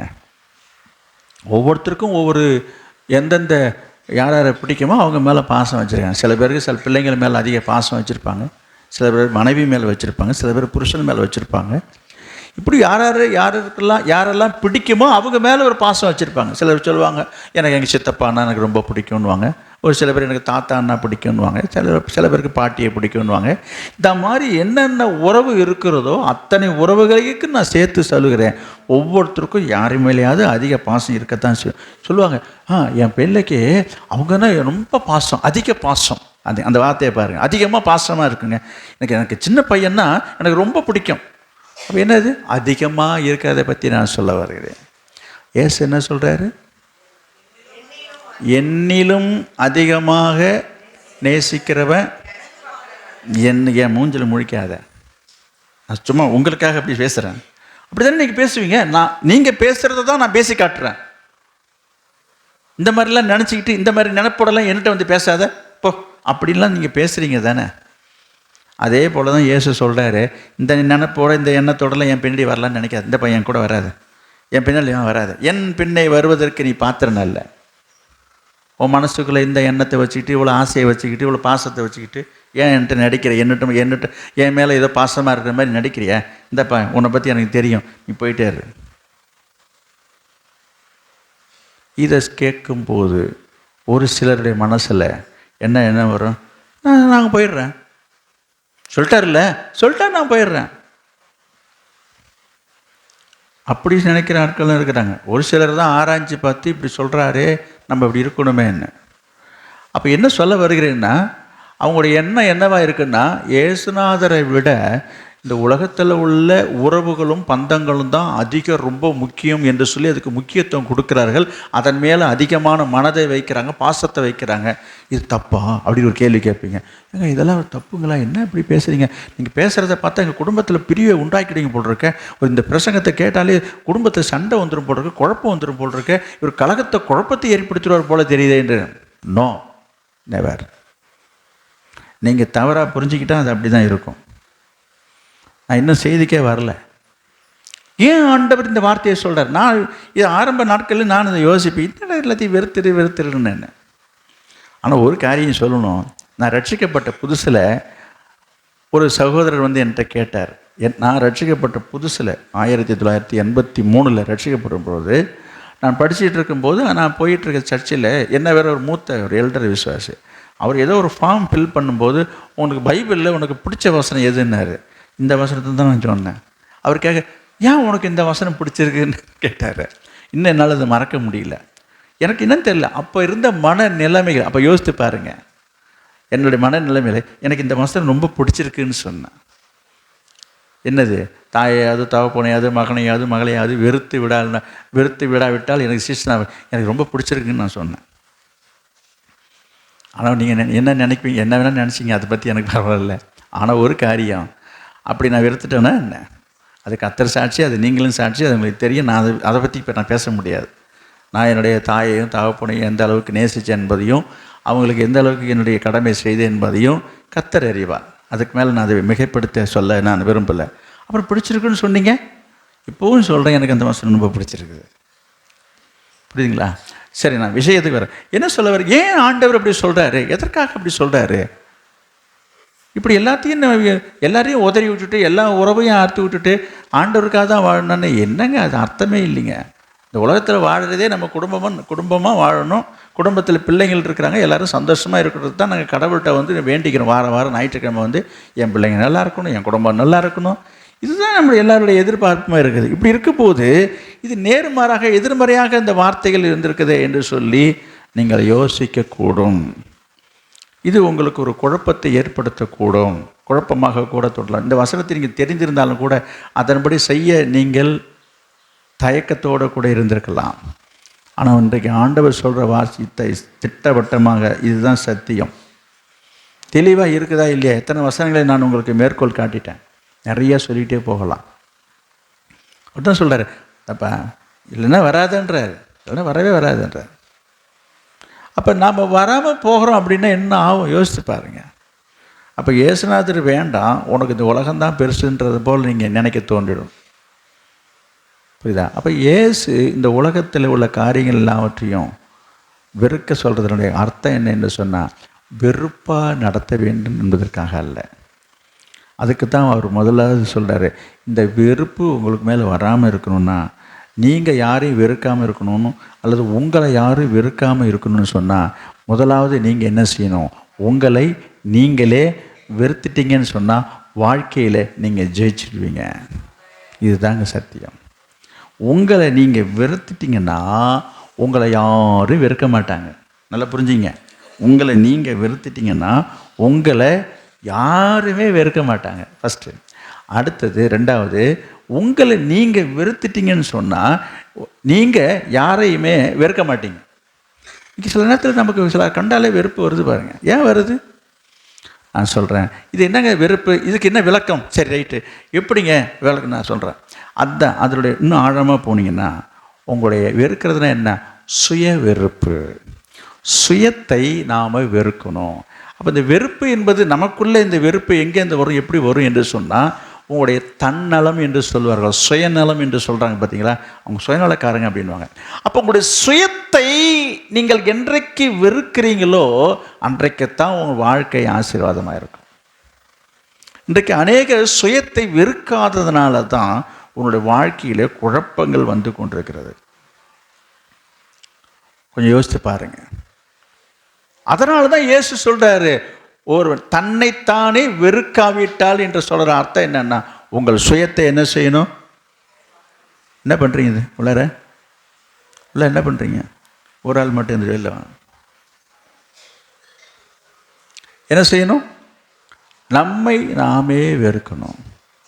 எப்படி வெறுக்கிறது? ஆண்டவர் சொன்னது போல, ஆண்டவர் மீது அதிகமான பற்றுதல் வைப்பதனால, சுயத்தை நம்ம வெறுக்கிறதுனால, அன்பு வைப்பதனால, அவரை பின்பற்றுறதுனால, அவருக்காக வாழணும்னு நினைக்கிறவங்க வெறுப்பாங்க. ஆண்டவர் மீது யாருக்கெல்லாம் பாசம் இருக்குதோ, அன்பு இருக்குதோ, அவர்கள் தன்னை தானே வெறுக்க விரும்புவார்கள். ஆண்டவர் மீது விருப்பம் உள்ளவர்கள், ஆண்டவருக்காக வாழணும்னு விரும்புகிறவங்க, ஆண்டவர் பின்பற்றி வாழணுன்ற விருப்பம் உள்ளவங்களால் மட்டும்தான் முடியும். நாங்கள் அப்படி தானே இருக்கிறோம். நீங்கள் அப்படி தான் இருக்கிறேன்னு சொல்கிறீங்க, ஆனால் உங்களை ஏன் வெறுக்க மாட்டீங்க? ஆமாம், இதுவும் வேணும் அதுவும் வேணும்னு நினைக்கிறீங்க. அங்கே தான் உங்களுக்கு காரியங்கள் சக்ஸஸ் ஆகிறதில்ல. புரியுதா? அப்போ ரெண்டு மனசோடு நீங்கள் குந்தி நடந்து போகிறீங்க. கர்த்தர் சொல்கிறாரு, இதெல்லாம் நீ வேண்டா வெறுப்பா நீ பின்பற்றி வந்துட்டுருக்க என்று சொல்லி அவரும் உங்களை வேண்டா வெறுப்பாக தான் பார்த்துக்கிட்டு இருக்கிறார். அப்போ ஆண்டவருடைய விருப்பம் என்னவா இருக்குது என்று சொன்னால், நம்ம என்ன செய்யணும்னு சொன்ன சுயத்தை. சரி, ஏன் ஆண்டவர் சுயத்தை வெறுக்க சொல்கிறாரு? சுயம் என்பது என்ன? தான், தனது, தன்னுடையது, தனக்கு என்று சொல்லி ஒவ்வொரு மனிதனுக்குள்ளாரையும் ஒரு விருப்பம் என்கிற எண்ணம் எல்லாருக்கும் இருக்கத்தான் செய்கிறது. அப்படிப்பட்ட காரியங்களை செய்ய வேண்டும் என்று சொல்லி அவர்கள் தீவிரிக்கிறார்கள். புரியுதா? எனவே இந்த சுயம் என்ன செய்யும் என்று சொன்னால், எப்பொழுதுமே அந்த சுய விருப்பத்தை செய்வதற்கு நாடும், சுயநலமாக செய்ய நாடும். இந்த சுயநலம் எப்பொழுது நமக்குள்ளே மறையுதோ, அழியுதோ, அப்போதான் பொது நலம் என்பது நம்மிடத்திலிருந்து வெளிப்படும். பொது நலன் என்ற மற்றவருடைய நலனுக்காக வாழணுன்ற எண்ணம் எப்போ வரும் என்று சொன்னால், அந்த சுயநலம் மறையும் போது தான். இதற்கு நல்ல உதாரணம் சொல்லப்போனால் தாய்மார்களை சொல்லலாம். பெண்ணாக பிறந்து திருமணமாகி குழந்தையை பெற்றெடுத்த ஒவ்வொரு தாயையும் நம்ம சொல்ல முடியும். இங்கே உட்கார்ந்துருக்க அத்தனை தாய்மார்களையும் நான் சொல்லுவேன். எதை வச்சு சொல்கிறேன்? அதை நான் சொல்லி புரிய வைக்க வேண்டிய அவசியமே கிடையாது. ஒரு குழந்தையை அவர்கள் பெற்று எடுத்து விட்டார்கள் என்று சொன்னால், குழந்தை பிறந்ததிலிருந்தே சொல்கிறேன், அந்த குழந்தை வளர்கிற வரைக்கும் ஒரு அன்பான உண்மையான எந்த ஒரு தாயாக இருந்தாலும் சொல்கிறேன், அங்கே சுயநலம் மறைந்து போகுது. அந்த குழந்தைக்காக, அந்த குழந்தையின் நலன்தான் அவங்களுக்கு அதிகமாக மனசில் இருக்கும். யோசித்து பாருங்கள். அதனால் என்ன செய்வாங்க? தனக்கு இல்லைன்னா கூட, தான் பசியாக இருந்தால் கூட தன் குழந்தை கொடுப்பாங்க. தனக்கு தூக்கம் இல்லை என்று சொல்ல முடியாது, தான் தூங்காவிட்டாலும் தன் பிள்ளை தூங்க வேண்டும் என்பதற்காக எத்தனை பேர் அந்த குழந்தைய என்னது தொழில் போட்டு ஆட்டுறாங்களே இரவில். பார்த்திங்கன்னா, குழந்தையை பெற்று எடுத்தவங்களுக்கு மட்டும் அது குழந்தையை வளர்த்த அத்தனை பேருக்கு அது புரியும். அந்த சொல்கிற காரியங்கள். ஒரு குழந்தையை வளர்க்கும் போது சொல்கிறாங்களே, தூக்கம் இல்லாமல் பசி இல்லாமல் வேலைக்கு சாப்பிட முடியாது. நம்ம பசி எடுக்கும், சாப்பிடணும்னு நினைப்போம். அப்போ தான் அந்த குழந்தை கத்தும். அதனுடைய பசியை ஆற்றி விட்டுத்தான் நம்ம பசியை ஆற்றக்கூடிய நிலையில் தான் எல்லா தாய்மார்களும் இருக்கிறாங்க. அது கத்துது, நீங்கள் சுட்டு போடு வாய்ட்டு, அப்படிப்பட்ட தாய்மார்களை நான் பார்த்ததில்லை. நான் என்ன சொல்ல வருகிறேன், தாயினுடைய அன்பை பற்றி ஏன் அப்படி சொல்கிறேன்னா, அதில் சுயம் இல்லை என்பதற்கு ஒரு உதாரணத்துக்காக நான் சொல்ல வருகிறேன். அப்போ அங்கே சுயம் மறைக்கப்படுகிறது. நல்லா தூங்கிட்டு இருப்போம், ஒயின்னு கத்தும். அப்போ என்ன பண்ண வேண்டியதாக இருக்குது? அந்த நேரத்தில் எழுந்து அதுக்கப்புறம் பால் கொடுக்க வேண்டியதாக இருக்குது. அப்போ தூக்கத்தை விடுறோம், பசியை விடுறோம், இன்னும் எத்தனை காரியத்தை நான் சொல்ல முடியுங்க. இயற்கை உபாதையை கூட கழிக்க முடியாமல் அந்த குழந்தைக்காக உட்காந்துருப்பாங்க. விட்டுட்டு போக முடியாமல் எவ்வளவு தியாகங்களை. அப்போ என்ன சொல்ல, இதில் இது என்ன தெரிகிறது என்று சொன்னால் கவனிங்க, அப்போ அதில் என்ன மறைஞ்சிருக்கிறது? நம்முடைய சுயநலம், நம்முடைய சொந்த தேவைகள் மறைக்கப்பட்டு நம்ம எதை தேடுகிறோம், எதை நாடுகிறோம், எதை விரும்புகிறோம்? இந்த குழந்தை நலன்தான் முக்கியம், இந்த குழந்தை நல்லா இருக்கணும், இந்த குழந்தை நல்லா வளரணும் என்பதற்காக அப்போ நம்மளதெல்லாம் விட்டுட்டே வரோம் பாருங்க. அதே போல் வாழ்க்கையிலையும் இது ஒரு பிள்ளைக்காக விடுறதை நான் சொல்ல வரல, ஒரு உதாரணத்துக்கு நான் கொண்டு வந்தேன். இயேசு சொல்கிற ஓமையினுடைய அர்த்தம் அதுதான். இயேசுவுக்காக, கர்த்தருக்காக என்ன செய்யணும்? நம்முடைய சுயத்தை நம்ம வெறுக்கணும். இந்த சுயநலம் என்ன செய்யும் என்று சொன்னால், யாருடைய மனதிலெல்லாம் சுயநலம் இருக்கிறதோ அவர்கள் எப்பொழுதுமே என்ன செய்வார் என்று சொன்னால், அவங்களுடைய சொந்த விருப்பத்தை நிலைநாட்டவும் சொந்த விருப்பத்தை செய்வதில் தான் தீவிரமாக இருப்பார்கள், அது ஆர்வமாக இருப்பார்கள். நீங்கள் வேணால் யோசித்து பாருங்கள். அப்போ அதனால தான் ஆண்டவர் அந்த சுயத்தையும் அந்த சுயநலத்தையும் அழிக்கணும், அழியணும், வெறுக்கணும் என்று ஆண்டவர் சொல்கிறார். ஆமாம், இது எல்லாருக்கும் தானே இருக்குது, இதெல்லாம் என்னங்க இருக்குது, யாருக்கு தான் சுயநலம் இல்லை அப்படின்னு நீங்கள் யோசிக்கக்கூடாது. சுயநலமாக எல்லாருமே இருக்கிறாங்கன்றது உண்மைதான். அப்போ இருக்கிறதுனால என்ன ஆகும்னா, உங்களோட வாழ்க்கையிலே உங்கள் குடும்பத்திலையும் சரி அமைதி இல்லை, சமாதானம் இல்லை, ஆசீர்வாதம் இல்லை. இன்னும் சொல்ல போனால் என்னது, ஆசீர்வாதம் இல்லை. ஃபோனை ஆஃப் பண்ணுங்க. எனவே சுயநலம் மறையும் போது தான் பொதுநலம் வெளிப்படும் என்று நான் சொன்னேன். எனவே சுயம் தன்னுடைய விருப்பத்தை செய்ய விரும்பும். அது மாத்திரமல்ல, இந்த சுயம் என்ன செய்யும் என்று சொன்னால் சுய மகிமையை தேடும். அது என்ன சுய மகிமைனா, தனக்கு பேர் உண்டாகணும், தனக்கு பெருமை வரணும், தனக்கு ஒரு புகழ்ச்சி வரணும், தனக்கு ஒரு உயர்வு வரணும், தனக்கு ஒரு மேன்மை வரணும், தன்னை எல்லாரும் மதிக்கணும், தன்னை எல்லாரும் கனப்படுத்தணும். அதுதான் சுயம். யோவான் எழுதின சுவிசேஷம் 8ஆம் அதிகாரம் 50வது வசனத்தை பாருங்க. யோவான் 8:50. நான் எனக்கு மகிமையை தேடுகிறதில்லை, அதை தேடி நியாயம் தீர்க்கிறவர் ஒருவர் இருக்கிறார். வசனத்தை தப்பில்லாமல் படிச்சிட்டோம், நல்லது தான். அதுக்கு ஒரு அர்த்தம் இல்லாமல் போயிடுது. நான் எனக்கு மகிமையை தேடுகிறதில்லை. அந்த படிக்கிற அந்த ஒரு இது, அதுக்கு ஒரு உயிர் கொடுக்கும்போது தான் அந்த வசனத்துக்கு அர்த்தமே பிடிக்கும். பிச்சு பிச்சு பிட்டு பிட்டு படிக்கக்கூடாது. இயேசு சொல்ற வார்த்தையை பாருங்க, நான் எனக்கு மகிமையை தேடுகிறதில்லை, போதும். நான் சொல்ல வந்தது என்னன்னா, இயேசு இந்த உலகத்தில் வந்து வாழ்ந்த பொழுது பாருங்க, அவருக்கு பேர் உண்டாகணும், அவருக்கு பெருமை கிடைக்கணும், அவருக்கு புகழ்ச்சி கிடைக்கணும்னு நினச்சி அவர் வாழ்ந்ததே இல்லை, வாழவே இல்லை என்பது நிதர்சனமான ஒரு உண்மை. அப்போ யாருக்காக வாழ்ந்தார் அவர்? பிதாவுக்காக. அவர் சொல்லுவார், எல்லா இடத்துலையும் பிதாவே தான் முன்னிலைப்படுத்துவார். நீங்கள் என்ன பாட்டு, நீங்கள் வாசித்து பார்த்தீங்கன்னா ஒவ்வொரு இடத்துலையும் பிதாவை கனம் பண்ணுவார், பிதாவை மகிமைப்படுத்துவார், பிதாவை வெளிப்படுத்துவார், பிதாவை கனம் பண்ணி மகிமைப்படுத்தி அதை இவர் தன்னை மறைத்துக்கிறத தான் நம்ம பார்க்குறோம். இன்னும் சொல்லப்போனால் அவருடைய ஆற்றலுக்கும் அறிவுக்கும் அவருடைய ஞானத்துக்கும் அவருடைய வல்லமைக்கும் அவரை பற்றி பெருமையை பேசிக்கிறது தப்பே கிடையாது. புரியுதா உங்களுக்கு? தப்பே கிடையாது, எல்லாமே இருக்குது. இன்றைக்கு நிறைய பேர் அப்படி தான் நினச்சிட்டு இருக்கிறாங்க. என்னது, அப்போ எனக்கு இருக்கிற அறிவு, எனக்கு இருக்கிற ஆற்றல், எனக்கு இருக்கிற திறமை, என்னுடைய படிப்பு, என்னுடைய அந்தஸ்து, என்னுடைய பதவி, ஏன் அதில் சொல்லிக்க கூடாதா? சொல்லிக்கிறது தவறா? இதை நம்ம பெருமையாக போர்டு அடித்து போட்டுக்க கூடாதா? ஃப்ளெக்ஸ் பேனர் வச்சு போர்டு வச்சு பேசிக்கிறது தவறா? எல்லாரும் அப்படி தானே நடத்துக்கிறாங்க, எல்லாரும் அப்படி தானே செய்கிறாங்க. அப்படி இருந்தால் தான் இந்த உலகம் மதிக்குது, அப்படி இருந்தால் தான் இந்த உலகம் வந்து புகழுது, பாராட்டுது, அவங்களுக்கு தனி மரியாதை கிடைக்குது. நீங்கள் சொல்கிற மாதிரிலாம் இருந்தாக்கா ஒரு நாய் கூட நம்மள மதிக்காது அப்படின்னு சில பேர் நினைக்கிறாங்க. ஆனால் இயேசு என்ன சொல்கிற வார்த்தையை பாருங்கள். நான் சொல்ல வந்ததுன்னா, இந்த சுயம் எப்பொழுதுமே என்ன செய்யும்? தன்னை வெளிப்படுத்த வேண்டும் என்றே விரும்பும். அதனால தான் இயேசு ஆரம்பத்திலேயே அவர் இந்த மூட்டைப்பூச்சி அழிக்கிற மாதிரி சொல்கிறாரு, சுயத்தை வெறுத்தாதான் நீ வாழலாம். என்ன, சுயத்தை வெறுத்துட்டு என்னை உன்னை நீயே வெறுத்துட்டு என் பின்னாடி வான்னு சொன்ன அர்த்தமே அங்கே தான். இதை நீ முடிச்சுட்டு வா, இல்லைன்னா இது மூட்டைப்பூச்சி மாதிரி நம்ம பார்த்தாலும் தொல்லை பண்ணிக்கிட்டு தான் இருக்கும். இது கடிச்சிக்கிட்டே இருக்கும், தொல்லையாக இருக்கும். அது புரியுதா உங்களுக்கு? அதுக்காக தான் ஆண்டவர் கரெக்டாக தெளிவாக சொல்லியிருக்காரு. இதை புரிஞ்சிக்காமல் என்ன செய்கிறாங்க, இது என்ன எல்லாத்தையும் வெறுத்தணும், அது என்ன வெறுத்துடணும். அப்போ இந்த சுயம் என்ன செய்கிறது? இந்த சுயம் தலை தூக்கி எழும்பும் பொழுது நீங்கள் வேணால் உங்களை உயிர்த்து ஆராய்ந்து சோதித்து பாருங்கள், இருக்குதா இல்லையா என்று சொல்லி. இந்த சுயம் என்ன செய்யும்? சுயநலத்தை நாடும், சுயநலத்தை விரும்பும், சுயமாக நினைக்கிறதெல்லாம் செய்யணும்னு விரும்பும். அது மாத்திரமல்ல, சுய மகிமையை தேடும், தனக்கு பேர் உண்டாகணும், தனக்கு ஒரு பெருமை கிடைக்கணும், தனக்கு ஒரு முக்கியத்துவம் கொடுக்கணும், எல்லாரோட மத்தியிலையும் தன்னை உயர்த்தணும், தன்னை உயர்வாக வைத்து பேசணும் என்ற இதெல்லாம் தலை தூக்கி நிற்கும். இதெல்லாம் தப்புங்களா? 10 பேர் மத்தியில் எனக்கு ஒரு மதிப்பு, மரியாதை, கௌரவம் நினைக்கிறது தப்புன்றீங்களா? அப்படின்லாம் சில பேர் கேட்பாங்க.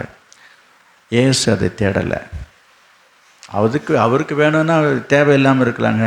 நான் இந்த ஊரில் உலகத்தில் வாழணுன்னா, ஒரு மனுஷனாக நடக்கணும்னா, 4 பேர் என்னை மனுஷனாக மதிக்கணுன்னாக்கா எனக்குன்னு ஒரு மரியாதை இருக்கணுங்க. இதெல்லாம் நீங்கள் சொல்கிறது சத்தியம் உபதேசம்லாம் ஐயோ இதெல்லாம் வேணாங்க. இந்த மாதிரினா நான் ஏசுனாருக்கு வரதா இல்லையான்னு யோசிச்சுட்டு இருக்கிறேங்க.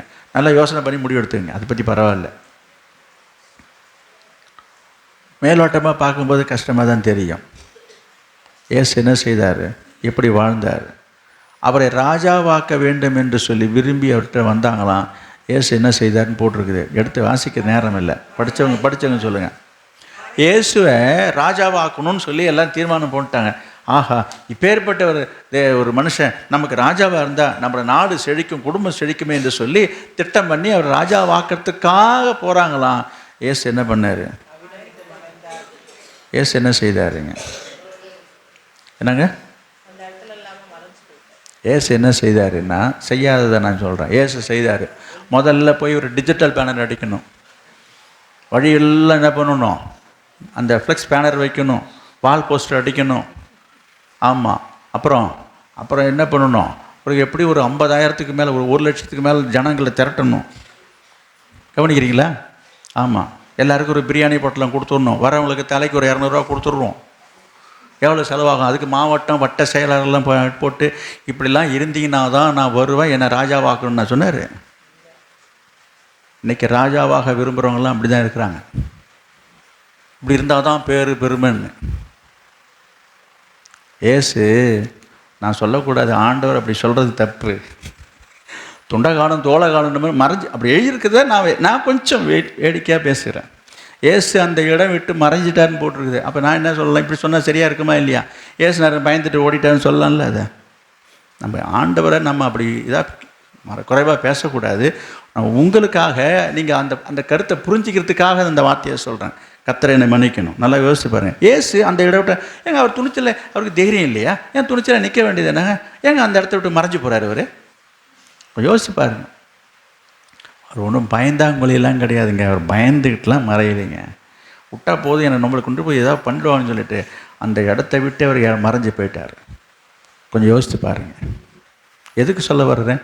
இன்றைக்கு சுயம் என்ன செய்கிறது? சுயம் எதை நாடுகிறது? சுயம் எதை விரும்புகிறது? சுய மகிமையை தேடுகிறது. அதனால தான் இயேசு சொல்கிறாரு, இதனால் உனக்கு ஆபத்து, இதனால் உனக்கு நஷ்டம், இதனால் உனக்கு கஷ்டம், இதனால் உனக்கு மன உளைச்சல். எத்தனை பேர் எலெக்ஷனில் நின்று ஜெயிச்சிடலாம் என்று சொல்லி கனவு கண்டு தோற்று போய் வாழ்நாள் பூரா புழுங்கிட்டு இருக்கிறவங்களாம் உண்டு. இருக்கிற வீட்டை இருக்கிறது எல்லாத்தையும் பணத்தை அடுத்தவன் பேச்சை கேட்டுக்கிட்டு அதில் போய் இறங்கி அவஸ்தைப்பட்டு யாரோ ஒருத்தவங்க வந்திருக்கலாம், ஜெயிச்சிருக்கலாம், அது வேறு விஷயம். காரணம் என்ன? சுய மகிமையை தேடுறோம். இது நமக்கு தேவையாது. எனவே ரட்சிக்கப்பட்டிருக்கிறோம் விசுவாசிகளுக்கு இந்த மாதிரி காரியங்களில் நாட்டம் இருப்பது சரியல்ல. நமக்கு இது தேவையே இல்லை. இதில் இருந்தால் தான் நான் 4 பேருக்கு நல்லது செய்யணும்னு சில பேர் சொல்லிக்கிறாங்க. நல்லா இப்போ நான் சொல்லலாம், அப்போ ஏசுனாது ராஜாவாகி நல்லது செஞ்சுருக்கலாமே. ராஜாவாக இல்லை வேண்டான்னு சொல்லி நாட்டுக்கு நல்லது செய்யலையே அவர். இப்போ என்னென்னா, நம்ம மேன்மையை தேடுகிறோம், பதவியை தேடுகிறோம், பட்டத்தை தேடுகிறோம். ஏசு சொல்கிறாரு, ஒன்றை நீ முதல்ல உயர்த்திட்டு வா. இதனால தான் பிரச்சனை வருது. இன்றைக்கி எங்கே பார்த்தாலும் இந்த பதவியில் தான் நிறைய பிரச்சனைகளே வருது. சரி, போகட்டும். எனவே இந்த சுயம் என்ன செய்யும் என்று சொன்னால் கவனிங்க, ஆண்டவர் ஏன் உங்களை வெறுக்க சொல்கிறாரு? முதலாவது என்னத்தை தேடும்? பேரு தெரியும், பெருமையை தேடும், புகழ்ச்சியை தேடும், பாராட்டை தேடும், தனக்கு ஒரு முக்கியத்துவம் கொடுக்க வேண்டும் என்று விரும்பும். அது எங்கே போனாலும் தன்னை தான் முக்கியப்படுத்தணும், தன்னை தான் முதல்ல வைக்கணும்னு அது விரும்பும். அது இந்த எண்ணம் இருப்பதனால தான் இன்றைக்கி நிறைய இடத்துல என்ன அவங்க மதிக்கலை, என்ன அவங்க என்னன்னுங்களே அவங்க மதிக்கிறாங்க, மிதிக்கிறாங்க. நமக்கு என்ன இருக்குது? நம்ம ஆண்டவருக்காக வந்தோம், ஆண்டவருக்காக வாழறோம், ஆண்டவருக்காக செய்கிறோன்ற எத்தனை பேருக்கு அந்த எண்ணம் இருக்குது? இன்றைக்கி இந்த சபைகளில் கூட, அநேக சபைகளையும் சரி, இந்த சபையிலையும் சரி, ஊழியம் செய்கிற விசுவாசிகளையும் சரி, ஏதாச்சும் ஒன்றுனாக்கா டப்புன்னு பொத்துன்னு போட்டுட்டு போயிட்டே இருக்க போகிறதோடு இல்லைங்க. இனிமேல் நான் இந்த சபைக்கெல்லாம் வரவே மாட்டேன், நான் இதெல்லாம் வர மாட்டேன். அப்போ இது என்ன தலை தூக்கி நிற்கிறதுன்றது தான் முக்கியம். இப்போ நான் சொல்கிறேன், சொன்னது சரின்னு நான் சொல்லலை. உங்களுக்கு ஏற்பட்டிருக்கிற நிந்தைகளோ, அவமானங்களோ, வருத்தங்களோ, கஷ்டங்களோ நியாயம் என்று நான் சொல்ல வரலை. உங்களை குறித்து மற்றவர்கள் பழித்து பேசியிருக்கலாம், இழித்து பேசியிருக்கலாம், அவமதித்திருக்கலாம், எல்லாமே தவறு தான் என்று நான் சொல்கிறதில்லை. வேதமும் அதுதான் சொல்கிறது. அப்போ உங்கள் பக்கம் நியாயம் இருக்கிறது என்பதற்காக நாம் அப்படி செய்வது உங்களுக்குள்ள சுயம் தலை தூக்கி நிற்கிறது என்றது வெளிப்படுத்துகிறது. நீ சுயத்துக்கு மரித்து போய் இருந்துப்பா என்று சொன்னால் யார் என்ன சொன்னாலும் அதை பற்றி எனக்கு கவலையே கிடையாதுங்க. நான் இயேசுக்காக இருக்கிறேன், இயேசுக்காக வாழுறேன், இயேசுவை போல வாழணும், இயேசுக்காக செய்யணும், போயிட்டே இருக்கணும். அதனால தான் இயேசு தெளிவாக சொல்கிறார், இங்கே பாரு வந்தின்னா இந்த மாதிரிலாம் ஒரு பிரச்சனை, நீ சும்மா வந்து என்கிட்ட ஏதோ குறை சொல்லிட்டு உட்காந்துருப்ப. முதல்ல நீ என்ன செய்யணும், உன்னை நீயே வெறுத்துக்கிட்டு வரதா இருந்தால் வா, என் பின்னாடி வர வேண்டியது. அங்கேருந்து வந்து என்னை அவங்க இப்படி பேசுகிறாங்க, என்னை இவங்க இப்படி சொல்கிறாங்க, என்னை இப்படி கிள்றாங்க, என்னை இப்படி மொட்டுறாங்க, என்னை இப்படி குத்துறாங்க, இதெல்லாம் நீங்கள் கேளுங்க. நான் எப்படி இருக்குன்னாக்கா, அந்த எலிமெண்ட்ரி ஸ்கூலில் பிள்ளைங்க வந்து நிற்கும் வாத்தியார்கிட்ட வந்து, சார் கிள்றான் சார்.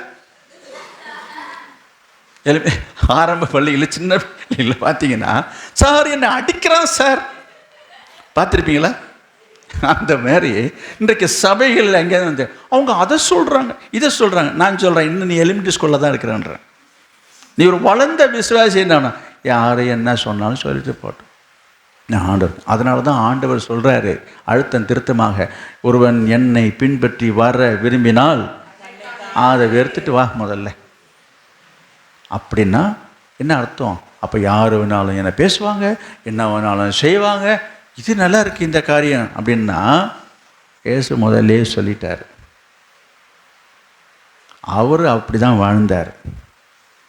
அவரை பற்றி எல்லாரும் பேசுனாங்க, எதுக்கும் பதிலே சொல்லலை. அவர் வாழ்ந்துருவாருங்க, அவர் தெய்வம், அவர் கடவுளுங்க, நாங்கள்லாம் ஒரு மனுஷன் தானே. இதை பற்றி நான் பலமுறை எங்களுக்கு சொல்லிட்டேன். வேதத்தில் வாழ்ந்தவங்களே இல்லையா? இயேசுவை தவிர வேறு யாரும் வாழலையா? தாவீது வாழலையா? யோசேப்பு வாழலையா? தானியேல் வாழலையா? அடுக்கடுக்காக சொல்லிகிட்டே போகலாம். அவங்களாம் ஒன்று மனுஷனாக தெரியலையா? எவ்வளோ காரியங்களை சகிச்சுட்டு போயிருக்கிறாங்க. அதுபோல் வாழணும்னு வாழறதாங்க என் வாழ்க்கை. நமக்கு வேகம் வருது, கோபம் வருது, எரிச்சல் வருது, ஆத்திரம் வருதுன்னா அப்போ உனக்குள்ள சுயம் இருக்குதுன்னு அர்த்தம். நீ சுயம் நிதி சாகவே இல்லைன்னு அர்த்தம். ஆமாங்க, நான் அப்படி தான் இருக்கிறேன், இருந்துட்டு போ, அதை பற்றி நான் என்ன சொல்ல முடியும்? இன்றைக்கு உங்களை உய்த்து சோதித்து ஆராய்ந்து பாருங்க.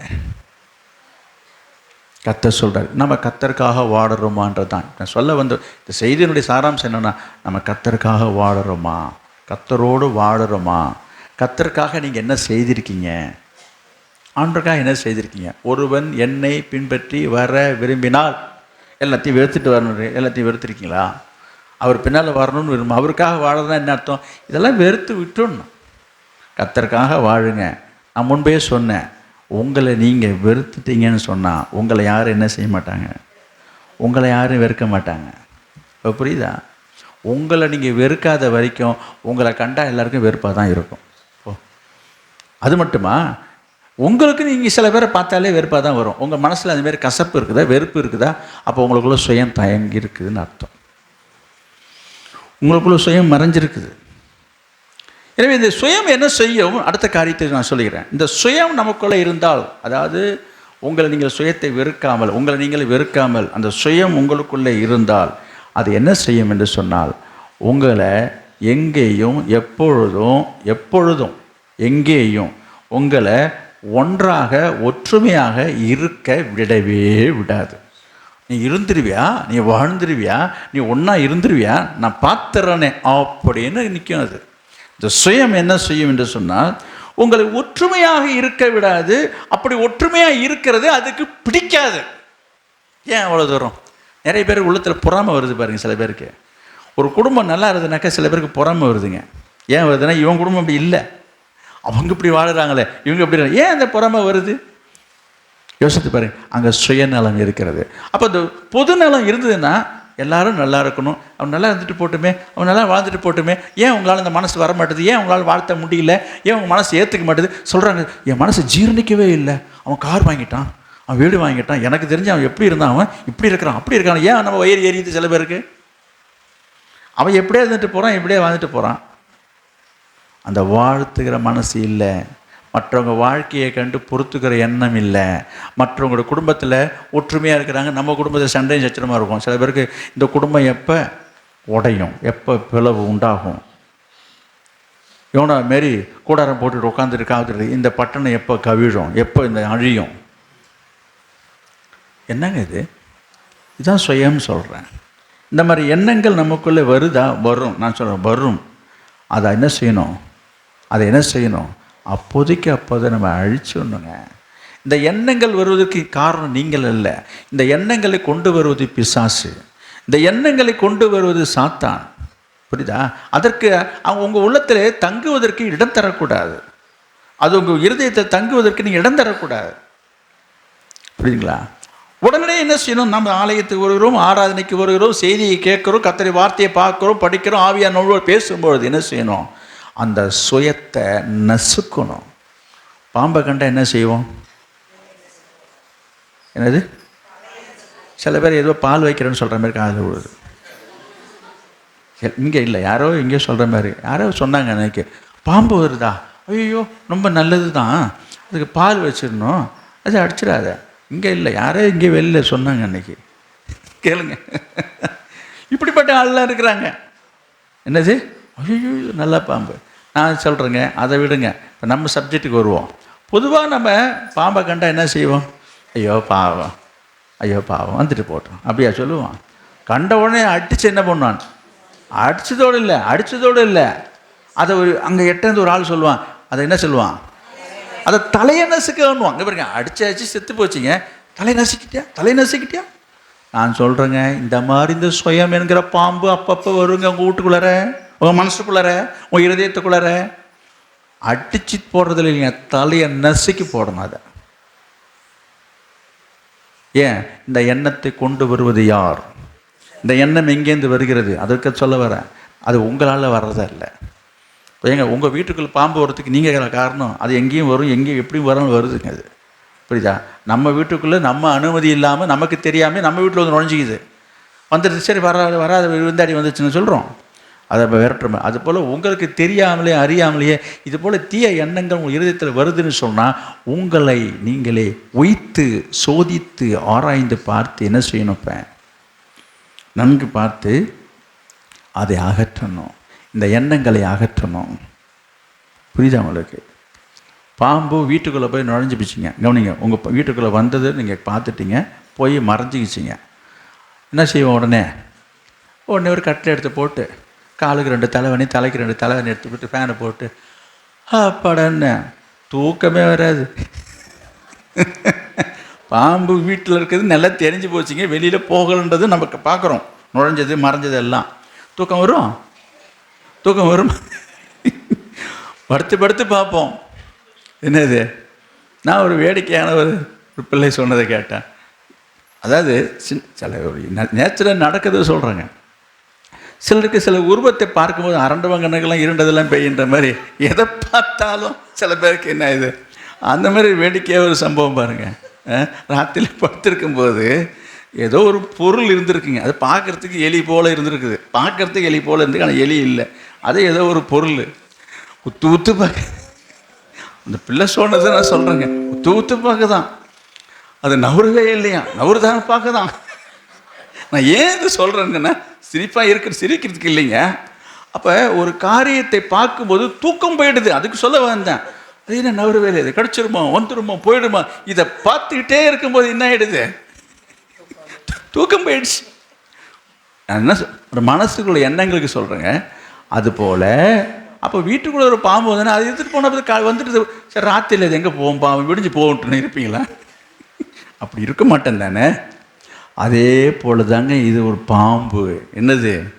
தீய எண்ணம் என்கிறதான இந்த பாம்பு உங்கள் இருதயத்தில் வந்துடுச்சுன்னு சொன்னால், உங்களை உய்த்து ஆராய்ந்து சோதித்து, நான் என்ன திரும்ப என்ன செய்கிறேன், நம்ம என்ன பண்ணுவோம், போய் இங்கே தான் இருக்குது போட்டு நிண்டி கிண்டி கிளறி என்ன பண்ணுவோம், அதை அடிக்கிற வரைக்கும் நம்ம ஓயவே மாட்டோம். உங்கள் வீட்டுக்குள்ளே இருந்துச்சுன்னா, உங்கள் இருதயத்துக்குள்ளே, உங்கள் மனசுக்குள்ளே இந்த மாதிரி தீய எண்ணங்கள் இருந்தால் சும்மா விட்டுட்டு உட்காந்துருக்கலாமா? அது இருந்துட்டு போனால் போதுன்னு உய்த்து ஆராய்ந்து சோதித்து அறியுங்க.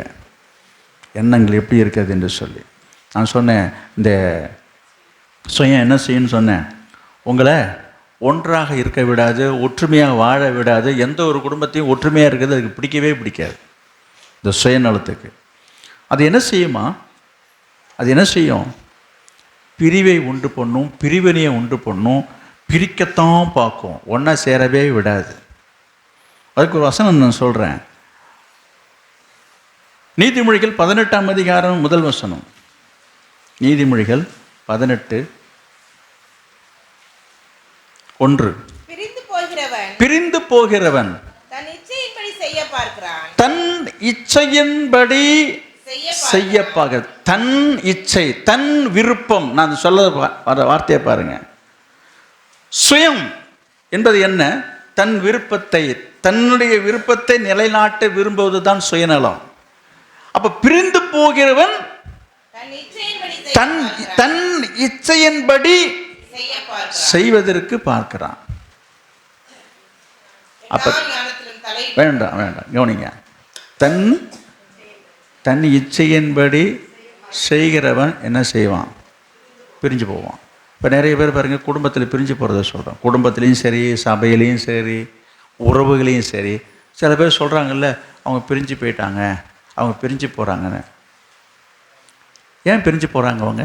ஏன் அவங்க பிரிஞ்சுட்டாங்கன்னு போட்டிருக்குது. பிரிந்து போகிறவன் தன் இச்சையின்படி செய்ய விரும்புகிறான். அப்படின்னா அவன் மனசுக்குள்ளற நிறைய ஆசை இருக்குது, நிறைய விருப்பம் இருக்குது. அது இங்கே நிறைவேறத்துக்கு வழி இல்லை. எதையாவது ஒரு நொண்டி சாக்கு சொல்ல வேண்டியது, எதையாவது ஒரு குறையை கண்டுபிடிச்சிட்டு அதனால தான் இதனாலன்னு சொல்லிட்டு பிரிஞ்சு போயிட்டுருக்குறாங்க. நல்லா புரிஞ்சுங்க. இவங்க தான் பெரிய நீதிமானு, இவங்க தான் பெரிய பரிசுத்தமானு நினச்சிட்டு இருக்கிறாங்க.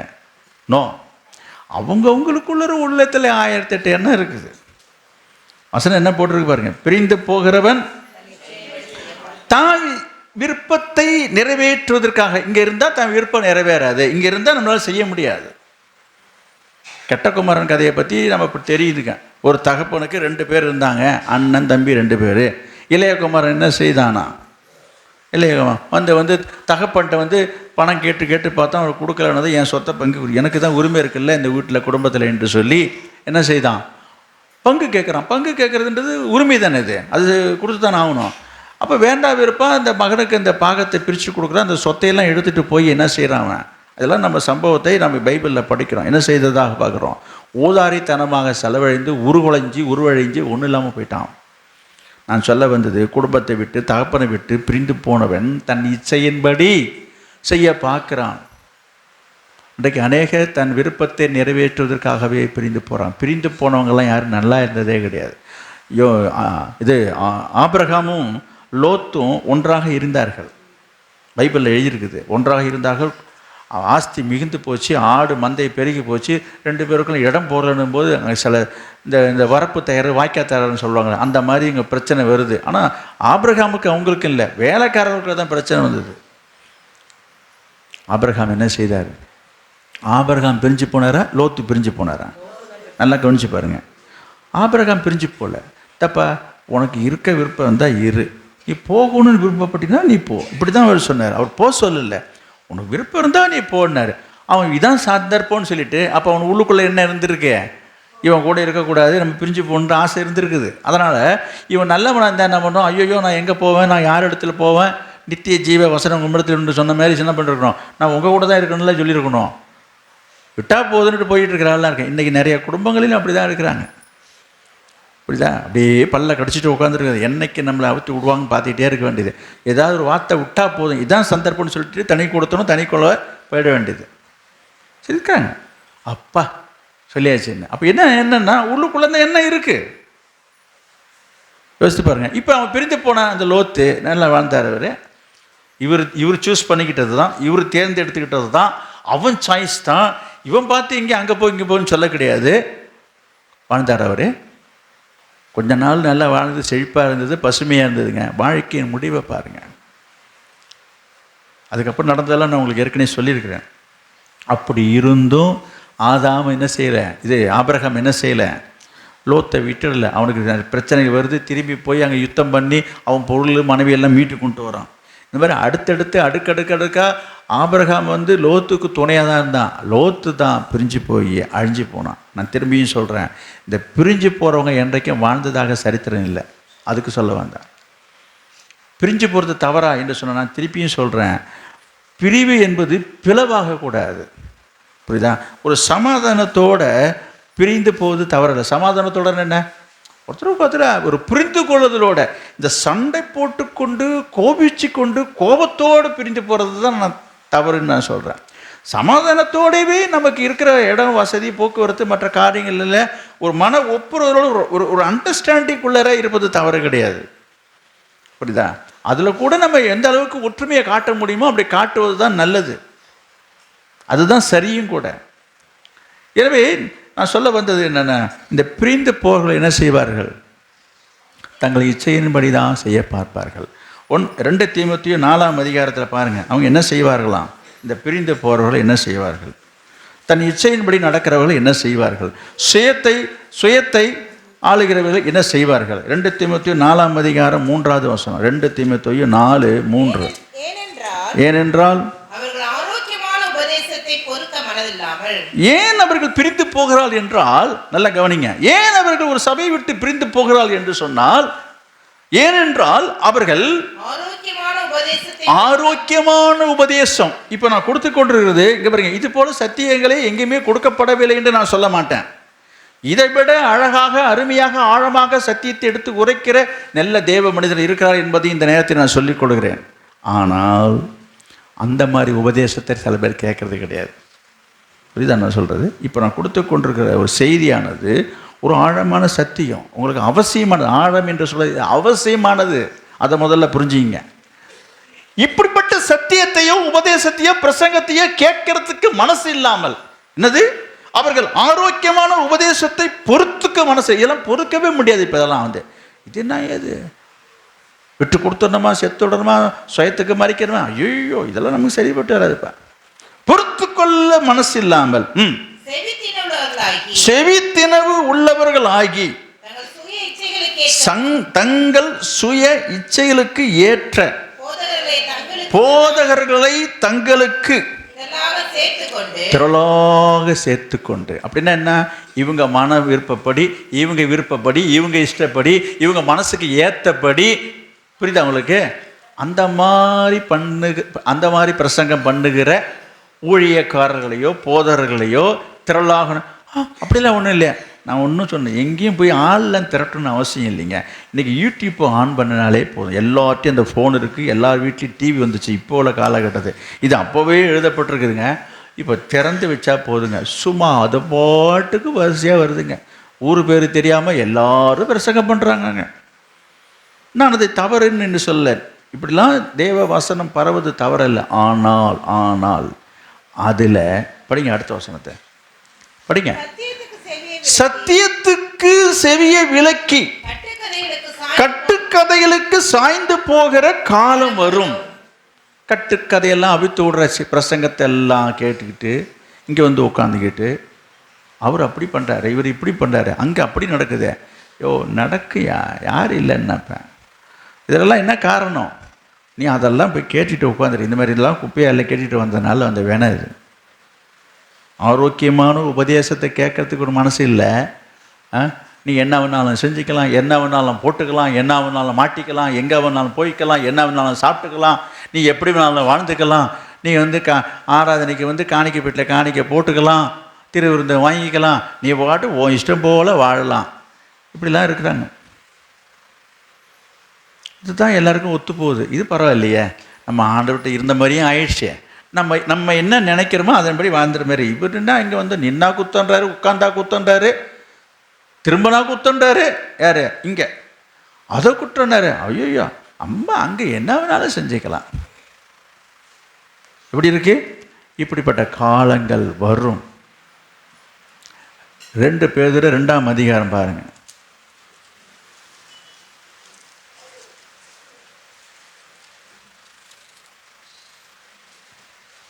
2 பேதுரு 2ஆம் அதிகாரம் 1-2. கள்ள தீர்க்கதரிசிகளும் கூட இருந்தார்கள் அப்படின்னு பேதுரு எழுதுறாரு. பேதுரு எப்போ எழுதினாரு? இயேசுநாதர் வாழ்ந்த காலத்தில் வாழ்ந்தவர் அவர். அவர் போய் எத்தனை வருஷம் ஆயிட்டுதுங்க. அந்த காலத்திலே கள்ள தீர்க்கதரிசி இருந்திருக்கிறாங்களாம். அப்படியே உங்களுக்குள்ளும் கள்ள போதகர்கள் இருப்பார்கள். அவர்கள் கேட்டுக்கு ஏதுவான வேத பொருட்டுகளை பாருங்க, உங்களுக்கு கண்டுபிடிக்க முடியாது. இவங்க பேசுறதெல்லாம் உபதேசம்லாம் சரியா தப்பான்று உங்களால் கண்டுபிடிக்கவே முடியாது. கண்டுபிடிக்க முடியாதுங்க. இங்கே நிறைய பொருட்கள்லாம் இப்போ கலப்படம் வரதா சொல்லிக்கிறாங்க. பாருங்க, பிளாஸ்டிக்கில் அரிசி இருக்குதான், அரிசி போலவே இருக்குமா, அரிசியில் கலந்துக்கிறாங்களாம். இதெல்லாம் நான் விளம்பரத்தில் பார்க்குறத சொல்கிறேன். நீங்கள் அதுமாரிலாம் பார்த்துருப்பீங்க. அதேமாரி மிளகாத்தூளில் மிளகாத்தூளில் செங்கல்மட்டத்தூளை கலக்கிறதாகவும், இந்த மாதிரி ஒவ்வொரு பொருள்கள்லேயும் என்னென்னலாம் கலக்க முடியுமோ கலக்கிறாங்க என்பதை இன்றைக்கி வெளிப்படுத்தி கொண்டு வராங்க. இப்படி தான் நடக்குதுன்று நம்மளால் கண்டுபிடிக்க முடியுதா? யோசிச்சு பாருங்கள். எல்லாம் ஒன்று போல தான் இருக்குது. இப்போ கலப்படத்தை கண்டுபிடிக்க முடியுமா? சொல்லுங்கள். நம்ம எல்லாமே நல்லதுன்னு நினச்சி தான் வாங்கி சாப்பிட்டுட்ருக்குறோம். நமக்கு தெரிஞ்சு இல்லைன்னு கூட சொல்லலாம். ஆனால் இருக்குது. என்ன சொல்ல வருகிறேன்? அப்படியே உங்களுக்குள்ளும் கள்ளப்போதை இருப்பார்கள். அவர் என்ன செய்வார்களாம்? வேத பொருட்டுகளை அதை தான் சொல்ல வந்தான். தந்திரமாக நுழைய பண்ணுவார்கள். நந்திரமாக. ஏங்க, உங்கள்கிட்ட ஒரு பொருள் விற்கிறாங்கன்னு சொன்னால் இது கலப்படம் கலந்துன்னு சொல்லி யாராவது இந்த கடைக்காரனை விற்றா நீங்கள் அந்த பொருளை முதல்ல வாங்குவீங்களா? ஒரு பொருள் வாங்க போகிறீங்க, அரிசியை வாங்குறீங்களோ, மல்லியை வாங்குறீங்களோ, நீ எந்த பொருளை வாங்குறீங்களோ, இந்த பரமா இதில் இந்த மாதிரி இதெல்லாம் நாங்கள் கலந்து வச்சுட்டு தான் விற்கிறோம் அப்படின்னு நான் சொல்லுவோம். ஐயோ, இது ரொம்ப தரமானதுங்க, இது கம்பெனி ஐட்டங்க, இது பிராண்டடுங்க, இது அப்படிங்கன்னு சொன்ன உடனே நம்மளை வாங்கிட்டு வந்துடுறோம். அது எப்படி வந்ததுன்றது அவனுக்கு தான் தெரியும். உங்களால் கண்டுபிடிக்க முடியாது. இன்றைக்கி எத்தனையோ பொருள்களை போலியானது வந்துடுச்சு. அதுக்கு கண்டுபிடிக்கிறதுக்கு சில சந்திரங்களுக்கு ஏன் நோட்டுக்கே கல் நோட்டு வந்துடுச்சு. உங்களால் கண்டுபிடிக்க முடியுமா? செல்வதாசன், உங்களால் கண்டுபிடிக்க முடியுமா? கவனி, முடியுமா நம்மளால்? ஏங்க, இதுலேயும் காந்தி இருக்கு, அதுலேயும் காந்தி இருக்குது, இதுவும் அப்படி தான் இருக்குது. ஆனால் கள்ள நோட்டை கண்டுபிடிக்கிறதுக்குன்னு சில வழிமுறைகள் வச்சுருக்குறாங்க. என்னதுங்க அது? என்னமோ எனக்கு அதை பற்றி தெரியல. அது ஏதோ சில மிஷின்லாம் இருக்குது, அதில் போய் வச்சு பார்த்தாலே என்னவான் கண்டுபிடிச்சலான்னு சொல்கிறாங்க. நான் சொல்ல வந்த விஷயம் என்னென்னா, அப்போ தந்திரமாக செய்யும் போது அந்த காரியங்கள் என்ன செய்ய முடியல, கண்டுபிடிக்க முடியாதுன்றது தான் உண்மை. கண்டுபிடிக்கிற மாதிரி இருக்கிறதுக்கு என்ன இருக்குதுல்ல, கலப்படமாக இருக்கட்டும், எதுவாக இருக்கட்டும். அதே போல தான் உபதேசத்துலேயும் நான் சொல்கிறேன்.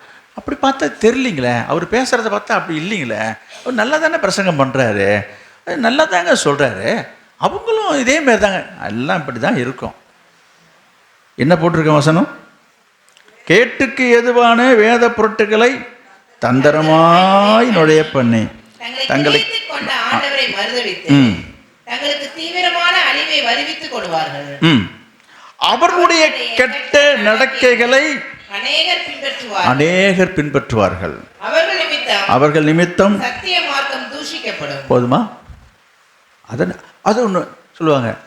நீங்கள் இப்படி சொல்கிறீங்க, அது சரியில்லை இது சரியில்லைன்னு. அங்கே தாங்க கூட்டம் அதிகமாக போகுது. அவர் கூட்டத்தில் தாங்க நிறைய ஜனமே கூடுது. நீங்கள் என்னமோ அது சரியில்லைன்னு சொல்கிறீங்க. அடுத்தது இங்கே என்ன போட்டிருக்குது? அவருடைய நடக்கைகளை அநேகர் பின்பற்றோன்னா, ஆமாம், அங்கே தான் கூட்டம் சாயும். இதில் என்ன இருக்குது? இதில் ஒன்றும் அதிசயப்படுறதுக்கு என்ன இருக்குது சொல்லுங்கள்? இதில் ஒன்றும் அதிசயப்படுறது ஏன்னா அவங்களுக்கு எல்லாருக்கும் பிடிச்சிருக்குது, அவங்களுக்கு பிரியமாக இருக்கிறது, அவங்களுக்கு சாதகமாக இருக்கிறது, அதில் ஒரு சந்தோஷம் இருக்கிறதுனால அங்கே கூட்டம் போக தான் செய்யும். அதை பார்த்து ஒரு நல்ல விசுவாசி, ஒரு வளர்ந்த விசுவாசி, ஒரு ஆவிக்குரிய விசுவாசி அதெல்லாம் பார்த்து நினைக்கலாமா, பேசலாமா, சிந்திக்கலாமான்றது தான் கேள்வி. கேட்குறாங்க. கூட்டம் அங்கே அதிகமாக வருது, வரட்டும், வந்துட்டு போட்டோம். கொஞ்சம் யோசித்து பாருங்க. என்ன சொல்ல வருகிறேன்? இந்த பிரிந்து போகிறவர்கள் தங்கள் சுய இச்சையின்படி செய்ய பார்க்கிறார்கள். அவங்க என்ன செய்வாங்கலாம்? இப்படிப்பட்டவங்கெல்லாம் தங்களுக்கு இஷ்டமான விருப்பமான ஆட்களை தேர்ந்து கொள்வார்கள். இதனால தான் பாருங்கள், ஒரு சில சபையார்கள்லாம் பார்த்திங்கன்னா அந்த சபையை விட்டு வேறு எந்த சபைக்கும் போக அனுமதிக்க மாட்டார்கள். நம்பர் 1. அடுத்தது, வேறு எந்த ஊழியக்காரர்கள் பேசினாலும் கேட்கக்கூடாதுன்னு, அதாவது பிரசங்கத்தையே கேட்காத பார்க்காத என்று சொல்லுகிற ஒரு சபை இருக்குதுங்க. எனக்கு தெரியும் அது. புரியுது உங்களுக்கு? பட் நான் இங்கே அப்படி சொன்னது இல்லை தான். நீங்கள் நினைக்கலாம் அப்படின்னா என்ன அர்த்தம்?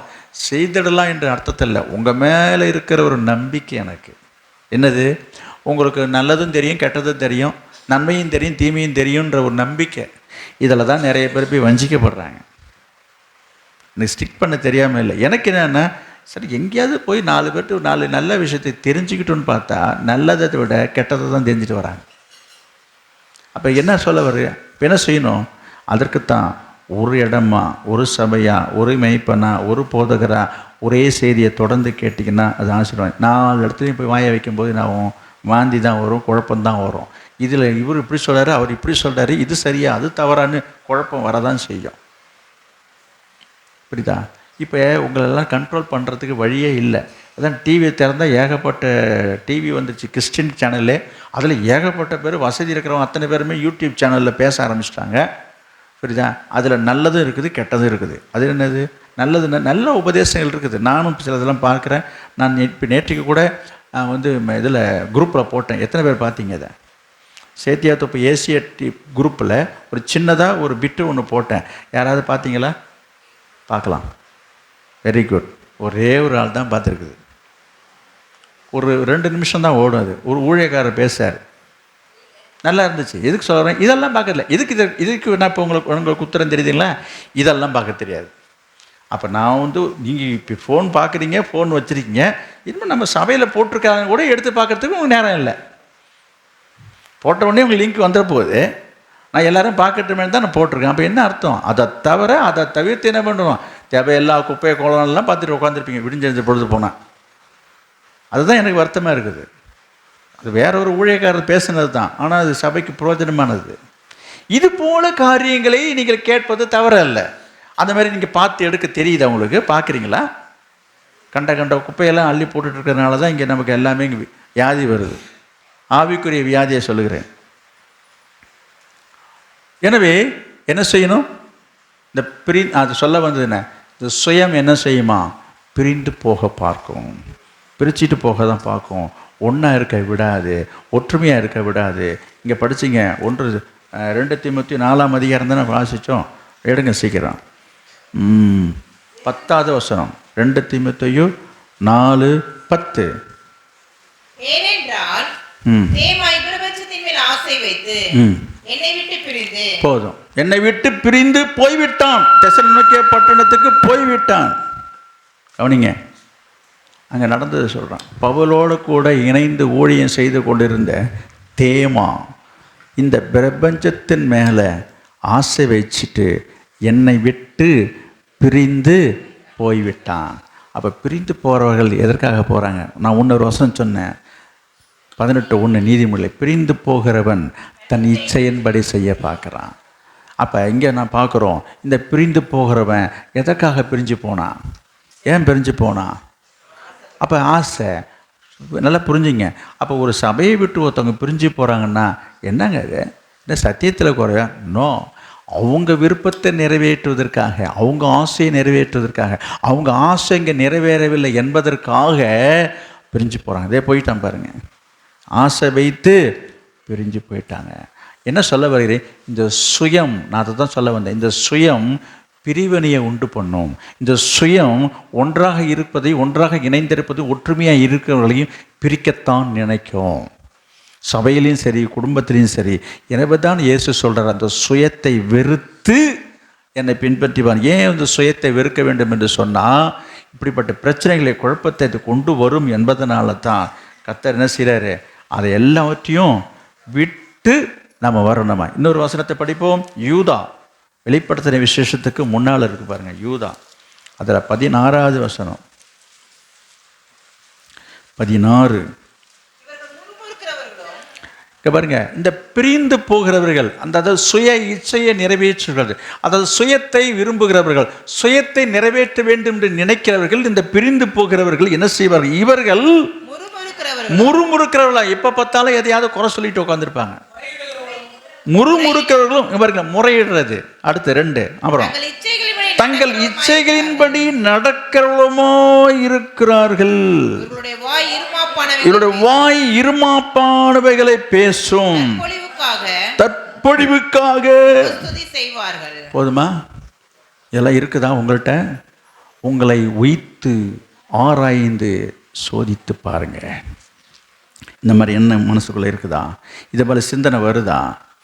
நீங்கள் முறுமுறுக்கிறீங்களா? முறையிடுறீங்களா? முறையிடுறதுனா என்ன? சும்மா அது சொத்தை இது சொத்தன்னு ஏதாவது நான் முன்னே சொன்னேன் பார்த்தீங்களா, எலிமெண்ட்ரி ஸ்கூலில் நடக்குது நான் சொன்னேன் பாருங்கள்.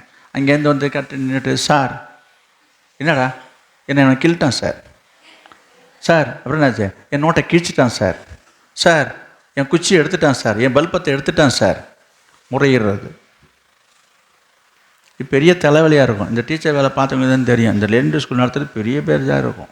அவங்கள சமாதானப்படுத்தி அவங்களுக்கு அது தவறு தான். அதாவது கிழிக்கிறது அடிக்கிறது சரி நான் சொல்ல வரல, நீங்கள் அப்படி பார்க்காதீங்க. அதை இதெல்லாம் சகஜம்தான், இதெல்லாம் நடக்கும் தான், இதெல்லாம் வந்து பெருசுப்படுத்திகிட்டு இருக்கக்கூடாதுன்றது தான் சொல்ல வரப்பேன் நான். அதுமாதிரி ஒரு குடும்பத்துலேயும் சரி, வெளியிலையும் வேலை செய்கிற இடத்துலையும் சரி, சபையிலையும் இருக்கும் சரி, இந்த மாதிரி குறைகள் இருக்கத்தான் செய்யும். குறைகள் இருப்பது சரி என்று நான் சொல்லலை. உடனே நீங்கள் அப்போ குறையோடு தான் சபை நடத்துகிறதா, குறையோடு இருக்கலாமா, நான் அந்த பாயிண்ட்டுக்கு வரேன். நீங்கள் நல்லா புரிஞ்சிக்கணும். முதல்ல உடனே ட்விஸ்ட் பண்ணக்கூடாது. பிசாசுங்களை அப்படியே ட்விஸ்ட் பண்ண விடுவான். ஆனால் அதை சொல்லலை, இருக்கலாம் என்று அனுமதி அல்ல, அது பர்மிஷன் கிடையாது, கிரீன் சிக்னல் கிடையாது, அது தவறு தான். ஆனாலும் அதை எல்லாவற்றையும் அனுசரித்து, அதை எல்லாவற்றையும் சகித்து, அதை எல்லாவற்றையும் பொறுத்து, அதை எல்லாவற்றையும் தாங்கி போகிறவன் தான் ஒரு தேவ மனுஷன். அதைத்தான் ஆண்டவர் சொல்கிறார். இதை சகிக்க, இதை பொறுக்க, இதை தாங்கிக்கிற மனசு உனக்கு இருக்குதா, அதை விட்டுட்டு இது சரியில்லை, இது சொத்தை, அவங்க சரியில்லை, இவங்க சரியில்லை, இருக்குப்பா, யார் இல்லைன்னா இது அவன் வேலை இல்லை. அதை தான் சொல்கிறான். அதான் அந்த சொல்கிறது முறையிடுறது வந்து சும்மா அதை சொல்கிறான் இதை சொல்கிறான்னு முறையிடுறது, முறுமுறுக்கிறது. ஏசுநாதர் இவ்வளோ பேசுகிறோமே, ஏசுநாதர் 12 பேர் வச்சுருந்தாங்கலாம் ஒழுங்க. நான் உங்களை கேட்குறேன், 12 பேரை இன்னும் அப்படியே பொறுக்கி செலக்ட் பண்ணி எடுத்தது மாதிரி தான் எடுத்தேன்னு சொல்கிறாங்க, எழுதியிருக்குது. அப்புறம் எப்படி யூதாஸ் வந்தான், அப்புறம் எதுக்கு அவன் காட்டி கொடுத்தான்? நீங்கள் தான் சொன்னதுக்கு பதில். இப்போ இயேசு தெரியாமல் எடுத்துட்டாரா? என்ன சொல்ல வர்றேன், எல்லாம் தெரியும். ஏன்னா எல்லாவற்றையும் அறிந்தவருக்கு இந்த கூட இருக்கிற யூதாஸ் தான், இவன் மூலமாக தான் நமக்கு சாவு, நமக்கு முடிய போகணும் தெரியுமா தெரியாதா? நிச்சயமாக தெரியும். அப்புறம் அவனை ஏன் வச்சுருந்தாரு? கொஞ்சம் யோசிச்சு பாருங்களேன். அப்போவே தள்ளி விட்டுருக்கலாம் அவனை. அதுக்கு பல காரணம் இருக்குதுங்க. ஒரு காரணத்தை நான் சொல்லி உங்களுக்கு முடிக்க முடியாது, பல காரணம் இருக்குது. அதில் ஒரு காரணம் தெரிஞ்சுக்கிட்டே தான் அவனை அனுசரித்து கொண்டுட்டு போகிறார். நான் உங்களுக்கு சொல்கிறேன், உன் வாழ்க்கையில் எது வேணாலும் நடக்கட்டுங்க, யார் வேணாலும் எப்படியா இருந்துட்டு போடுங்க, எல்லாரையும் நம்ம என்ன செய்யணும், அனுசரித்து தான் கொண்டுட்டு போகணுமே தவிர நம்ம யாரையும் பிரித்து விட்டுறக்கூடாது. அதனால் இதை வந்து அது சரியில்லை இது சரியில்லை எல்லாம் அப்படி தான் இருக்கும். அப்போ என்ன செய்யுது, நீங்கள் சொல்லிட்டீங்க. இப்போ யூதாஸ் அப்படி தான் இருக்குன்ட்டு ஏசுநாதர் விட்டு வச்சார். அவன் முடிவு என்னாச்சு கொஞ்சம் யோசித்து பாருங்கள். அவன் முடிவு என்னாச்சு, நான்கு கொண்டு சேர்த்தான். வாழ்க்கையே பரிதாபமாக முடிஞ்சிச்சு. ரொம்ப ஒரு வருத்தமான ஒரு துயரமான முடிவு தான் அது.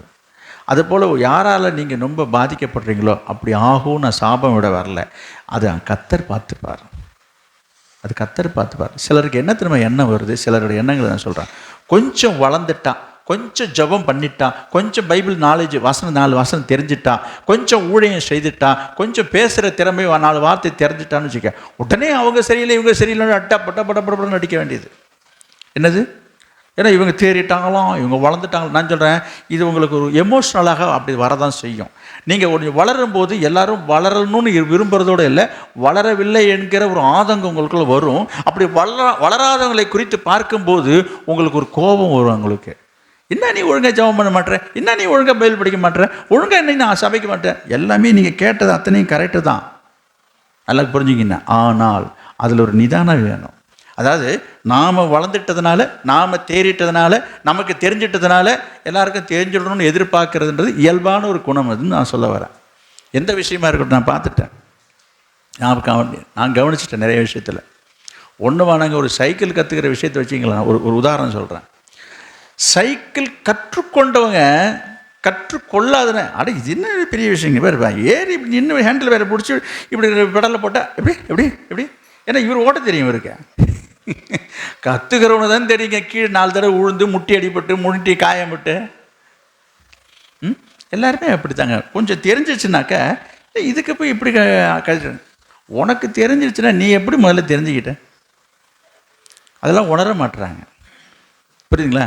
அதுக்கு ஒரு உதாரணம் சொல்கிறேன். யோவான் 21:21. யோவான் 21:21. பேதருக்கு பாருங்க, இவன் பல்ட்டி அடித்தவன், பின்வாங்கி போனவன், ஓடி போனவன், ஒளிஞ்சு போனவன், மறுதளிச்சு போனவன், மீன் பிடிக்க போனவன் யார், இந்த பேதரு.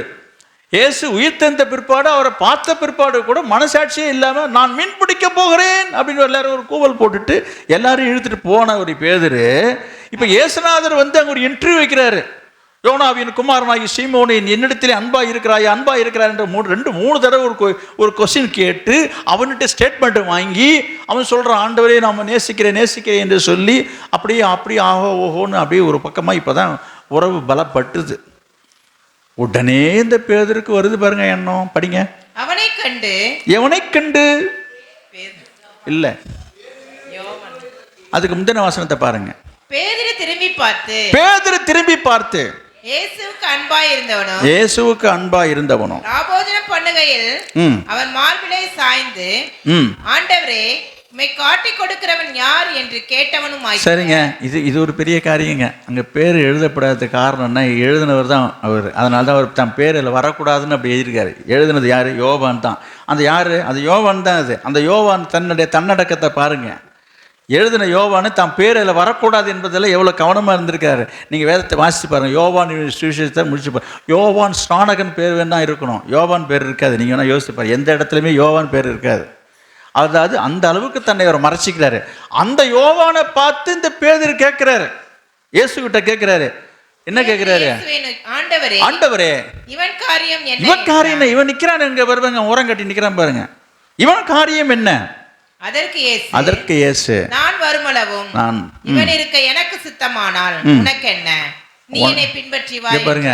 அந்த வார்த்தை இப்படி சொன்னவங்க நல்லா இருக்கும். இந்தப்பா அவன் எங்கேயாவது நிற்கிறான், அவன் எங்கேயாவது பார்க்குறான், உனக்கு என்ன ஐயா, உன் வேலையை பார்த்துட்டு என் பின்னாடி வேண்டார். நான் சொல்கிற மாதிரி படித்து பாருங்க, அது தெரியும் உங்களுக்கு. உனக்கு என்ன இப்போ அவன் காரியம், அவன் என்னாச்சு இவன் என்னாச்சு, உனக்கு என்னன்ட்டாங்க ஒரு வார்த்தை. இதே தான் உங்களுக்கும் நான் சொல்கிறேன். அவங்க என்ன இவங்க, நீ ஒன்றும் பாரம் இருந்துச்சுன்னா பாரப்பட்டு முழங்கில் போட்டு ஜெபம் பண்ணு. ஒரு ஆத்தமா இடறி போதுன்னா ஜெபம் பண்ணு. அவங்க அப்படி பண்ணுறாங்க, இவங்க அப்படி பண்ணுறாங்க, யாராவது எப்படியாவது பண்ணுறாங்க. உனக்கு என்ன கேட்குறீங்களா இந்த வார்த்தையை? உனக்கு என்ன, நீ என்ன பின்பற்றி வா. உங்களை பார்த்து ஆண்டவர் சொல்கிறாரு, உனக்கு என்னையா. இந்த சபைக்கு வர விசுவாசி அக்கம் பக்கத்தில் உட்காந்துருக்க மற்றவங்க அதை பண்ணுறாங்க இதை பண்ணுறாங்க. எலிமெண்ட்ரி ஸ்கூல் மாரி முறையிடாதீங்க, முறுமுறுக்காதீங்க. நான் சொல்கிறது புரியுதா உங்களுக்கு? உனக்கு என்னையா என்ன சொல்கிறாருங்க? உனக்கு என்ன, நீ உன் வேலையை பார்த்துட்டு என் பின்னாடி வாழ்றாரு. நீ இயேசுவை பின்பற்றுவா. இன்றைக்கி சில பேர் அவங்களால தான் நான் வரல, இவங்க வந்தால் நான் வரமாட்டேன், இவங்களால தான் நான் வர்றது இல்லை, இவங்களை கண்டா வரமாட்டேன். உனக்கு என்ன, என்னை நீ பின்பற்றி வா. இருக்கிறாங்களா சில பேர் சொல்கிறாங்க. அதனால அது சரியில்லை. என்னங்க இது? சபை கர்த்தருடையது, அவருடைய ரத்தத்தால் ஏற்படுத்தப்பட்டது. நம்ம கர்த்தருக்காக வர்றோம், ஆலயத்தில் இங்கே வரோம். அவங்க சரியில்லை, இவங்க சரியில்லை, இவங்க ஒழுங்கு இல்லை, அவங்க பண்ண, இவங்க வந்தாலே வரமாட்டான், இவங்கெல்லாம் ஏன் வராங்க, இவங்க வராங்க வராமல் இருக்கிறாங்க. ஏன் உனக்கு என்ன, நீ என்னை பின்பற்றி வா. சும்மா தேவையில்லாத ஒவ்வொரு காரணத்தை சொல்லிவிட்டு போயிட்டுருக்காங்க. இது என்னது? சுய இச்சையின்படி செய்கிறவன் என்ன செய்கிறான்? பிரிந்து போகிறவன் தன் சுய விருப்பத்தின்படி செய்ய பார்க்குறான். இங்கே என்ன படிச்சிங்க? யூதாவில் இப்படிப்பட்டவங்க என்ன செய்யுங்க? இவர்கள் முறுமுறுக்கிறவர்களாக இருப்பாங்க, முறையீடுவர்களாக இருப்பார்கள், அப்புறம் தங்கள் இச்சையின்படி நடக்கிறவர்களாக இருப்பார்கள். இவருடைய வாய் என்ன செய்யும்? அதை பாருங்கள், வாய் சும்மா இருக்காது.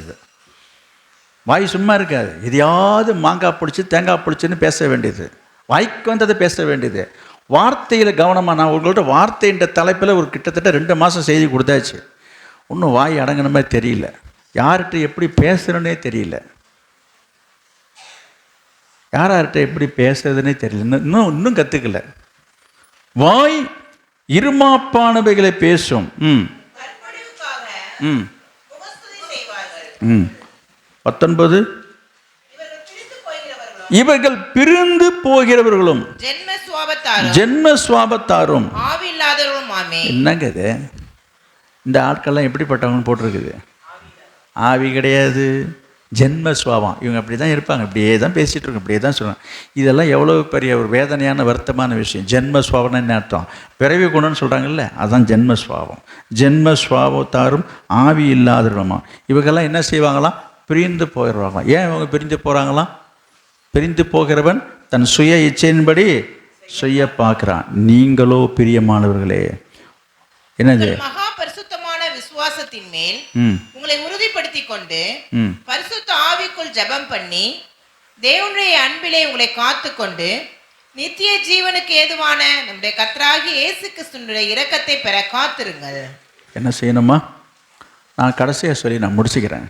நீங்களோ பிரியமானவர்களே, உங்கள் மகா பரிசுத்தமான விசுவாசத்தின் மேலே உங்களை உறுதிப்படுத்தி கொண்டு பரிசுத்த ஆவிக்குள்ளே ஜெபம் பண்ணி தேவனுடைய அன்பிலே உங்களை காத்து கொண்டு நித்திய ஜீவனுக்கு ஏதுவாக நம்முடைய கர்த்தராகிய இயேசு கிறிஸ்துவினுடைய இரக்கத்தை பெற காத்திருங்கள் காத்திருங்கள். அடுத்ததாக 23, மாம்சத்தால் கரைப்பட்டிருக்கிற வஸ்திரத்தையும் வெறுத்து தள்ளுங்கள், வழுவாதபடி உங்களை காக்கவும் தமது மகிமையுள்ள சன்னிதானத்திலே மிகுந்த மகிழ்ச்சியோடு உங்களை மாசற்றவர்களாய் நிறுத்தவும் வல்லமை உள்ளவரும் தாம் ஒருவரை ஞானமுள்ளவரும் ஆகிய நம்முடைய இரட்சகரான தேவனுக்கு கனமும் மகத்துவமும் வல்லமையும் அதிகாரமும் இப்பொழுதும் எப்பொழுதும் உண்டாவதாக. பாருங்க, யோசித்து பாருங்க. எனவே அதனால தான் இயேசு சொல்கிறாரு, ஒருவன் என்னை பின்பற்றி வர விரும்பினால் தன்னைத்தானே வெறுக்கணும், தன்னை வெறுக்கணும். அப்படி வெறுக்கலைன்னா எவ்வளவு குழப்பம், எவ்வளவு கஷ்டம், எவ்வளவு கலக்கம், எவ்வளவு வேதனை, எவ்வளவு பிரச்சனை. கொஞ்சம் யோசித்து பாருங்கள். நான் உங்களுக்கு சொல்கிறேன், உங்களால் மற்றவங்களுக்கு பிரச்சனை இருக்குதோ இல்லையோ, இருக்கும், இல்லாமலாம் இருக்காது, இருக்கும். ஆனால் உங்களுக்கு அதிக பிரச்சனை இருக்கும். நான் சொல்ல வந்தது சுயத்தை பற்றி நான் பேசுகிறேன். உங்களை என்று சொன்னால் நான் உங்களை சொல்லலை. யாருடைய இருதயத்துக்குள்ளே இன்னும் சுயத்தை நீங்கள் வெறுக்காமல், சுயத்தை நீங்கள் மறைக்காமல் இருக்கீங்களோ, அழிக்காமல் இருக்கீங்களோ, உங்களுக்கு தான் தலைவலி. உங்களால் மற்றவங்களுக்கும் தலைவலி, உங்களுக்கும் தலைவலி, உங்களால் மற்றவங்களுக்கும் தலைவலி. அப்புறம் மற்றவங்களும் உங்களுக்கு தலைவலி கொடுத்துட்டு தான் இருப்பாங்க. மற்றவங்க எல்லாருமே உங்களுக்கு தலைவலியாகவே இருப்பாங்க. இப்போ எத்தனை காரியம் போகுது பார்த்தீங்களா? இந்த சுயத்தினால் எவ்வளோ சிக்கல் நினைக்கிறேன். சாதாரணமாக நினச்சிடாதீங்க, நம்ம இஷ்டம், ஏன் இஷ்டம். இங்கே பாருங்க, சில பேர் ஏன் இஷ்டம், நான் இப்படி தான் இருப்பேன், நான் இப்படி தான் இருப்பேன், ஏன்னா எப்படினாலும் இருப்பேன், இப்படிலாம் பேசுகிற ஆள்லாம் இருக்கிறாங்க. நீ எப்படியே இருந்துட்டு போ. என்ன ஆகும்? உனக்கு தலைவலி நீனே தேடிக்கிட்டேன், ஒன்றால் அடுத்தவங்களுக்கு தலைவலி. நிச்சயமாக இன்னும் கொஞ்ச நாளில் அடுத்தவங்களால உனக்கு தலைவலி வரும். அதில் எந்த மாற்றமும் இல்லை. புரியுதுங்களா? இப்போ நான் சொல்ல வந்தது, நீ தலைவலி இல்லாமல் இருக்கணும்னு சொன்னால் நீ தலை வணங்கணும். ஆண்டவருக்கு முன்பாக உங்களை தாழ்த்துங்க. நீங்கள் வசனம் வாசித்தோம், செப்பனியா 2:2, 3வது வசனம். உங்களை நீங்களே உயிர்த்து ஆராய்ந்து சோதியுங்கள். அடுத்த வசனம் படிச்சுட்டு நம்ம ஜெபம் பண்ணுவோம். அடுத்த வசனம் 3வது வசனம்.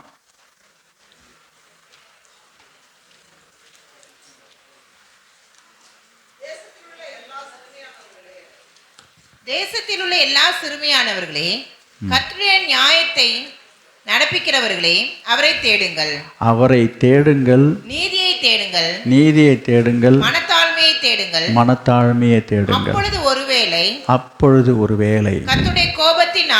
கர்த்தருடைய கோபத்தின் நாளிலே மறைக்கப்படுவீர்கள். நல்லா கவனிக்கிறீங்களா? இப்போ சொல்லப்பட்ட வார்த்தையின் சத்தியத்தை கேட்டு நீங்கள் நீதியை தேடுங்க, மனத்தாழ்மையை தேடுங்க. அப்போ ஒரு வேளை கர்த்தருடைய வருகை வரும்பொழுது அவருடைய கோபத்தின் நாளில் நீங்கள் மறைக்கப்படுவீங்க. ஞாபகம் வச்சுங்க. கர்த்தர் உங்களை பாதுகாக்கணுமா? கர்த்தருடைய பாதுகாப்பில் இருக்கணுமா? வரப்போகிற ஆண்டு உங்களுக்கு ஆசீர்வாதமாக இருக்கணுமா? உங்களை தாழ்த்துங்க, உங்களை ஆராய்ந்து பாருங்கள், உங்களை சோதித்து பாருங்கள், உங்களை ஒப்பு கொடுங்க. கர்த்தர் உங்களை ஆசீர்வதிப்பார். நாம் ஜெபம் பண்ணுவோம்.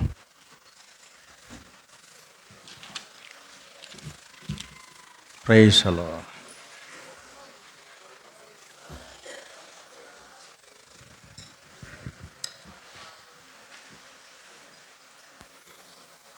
இயேசுவே, உங்களை உயித்து ஆராய்ந்து சோதித்து பாருங்கள். பாருங்கள், இப்போ இதுதான் பார்க்குற நேரம். உங்களை நீங்களே சோதித்து பாருங்கள். நன்கு உயித்து என்றால் நன்கு சோதித்து பாருங்கள். மேலோட்டமாக பார்த்துட்டு என்கிட்ட எதுவும் இல்லைன்னு சொல்லாதீங்க. கேட்ட படித்த வார்த்தை வசனத்தை எல்லாம் மனசில் வச்சு இது போல் ஒரு சிந்தனை நமக்குள்ளே வந்து போனது உண்டா? அப்பப்போ இப்போயாவது வந்துருந்துச்சா? பரவாயில்ல. கர்த்தருடைய சமூகத்தில் உங்களை தாழ்த்துங்க. கர்த்தர் உங்களுக்கு உதவி செய்வார். கர்த்தர் உங்கள் மேலே இரக்கமாக இருப்பார். கர்த்தர் உங்களை இரக்கம் செய்வார். Praise the Lord. ஹல்லேலூயா. வரப்போகிற வருஷம் உங்களுக்கு ஆசீர்வாதமாக இருக்கும். ஆமென். ஹல்லேலூயா. Praise the Lord. இயேசுவே உமக்கு ஸ்தோத்திரம். நீங்கள் எல்லாரும் ஒரு நிமிஷம் நீங்கள் ஜெபிக்கணும். நீங்கள் எல்லாரும் ஜெபிக்கணும்னு நான் சொல்கிறேன். அதுதான் தேவன் விரும்புகிற காரியம். இப்பொழுது இந்த நேரம் உங்களுக்கானது. இவ்வளோ நேரம் வார்த்தை கேட்டது முக்கியமல்ல, நீங்கள் எடுக்கிற தீர்மானம் தான் முக்கியம். இதன்படி வாழ விருப்பமா? இதன்படி நடக்க விருப்பமா? இதற்கு கீழ்ப்படிய விருப்பமா? இந்த சத்தியத்தை, இந்த உபதேசத்தை ஏற்றுக்கொள்ள நீங்கள் விருப்பமா? Price the Lord. அப்படியானால் உங்களை ஆண்டவருக்கு முன்பாக ஒப்புக் கொடுங்க. அப்படி நான் வாழ விரும்புகிறேன் ஆண்டவரே, அப்படி ஒரு எண்ணம் வேணும் ஆண்டவரே. நான் சுயத்துக்கு நான் மறிக்கணும். தன்னைத்தானே வெறுத்து என்னை பின்பற்ற வேண்டும் சொன்னீரப்பா. என்னை நான் வெறுக்கவே இல்லையா? என் மேலே எனக்கு ரொம்ப ஆசை இருக்குது, உலக ஆசை இருக்குது. உலக பிரகாரமாக அப்படி வாழணும், இப்படி வாழணும், அவங்கள போல இவங்கள போல இப்படிலாம் இருக்கணுன்ற ஆசை எனக்குள்ள அதிகமாக இருக்கிறது. ஆசையே துன்பத்துக்கு காரணம் என்று ஒருத்தர் சொன்னார். இயேசு சொல்கிற வார்த்தையும், உன்னை நீ வெறுக்காவிட்டால் உனக்கு துன்பம் தான் என்று சொல்கிறார். Price the Lord. Hallelujah. Praise the Lord. இயேசுவே ஸ்தோத்திரம். ஸ்தோத்திரம் ஆண்டவரே, ஸ்தோத்திரம் ஆண்டவரே. எனக்கு கோபம் வருகிறது, எரிச்சல் வருகிறது, பொறாமை வருகிறது. அவங்கள பார்த்தாலே எனக்கு வெறுப்பாக இருக்குது, அவங்கள பார்த்தாலே எனக்கு எரிச்சலாக இருக்குது. ஆண்டவரே, இந்த குணம் மாறணுமே, இந்த சுபாவம் மாறணுமே, இந்த எண்ணம் மாறணுமே, இந்த சிந்தை மாறணுமே. ஆண்டவரே ஸ்தோத்திரம். எல்லாவற்றையும் வெறுக்க எனக்கு கிருபை தாரும். உமக்காக வாழணும், உம் சித்தம் செய்யணும், உன்னோட விருப்பத்தை நிறைவேற்றவும் எனக்கு உதவி செய்யுங்க. எனக்கு அந்த கிருபையை தாரும். எனக்கு அந்த அபிஷேகம் வேணும், எனக்கு அந்த ஆவி வேணும். ஆண்டவரே ஸ்தோத்திரம்.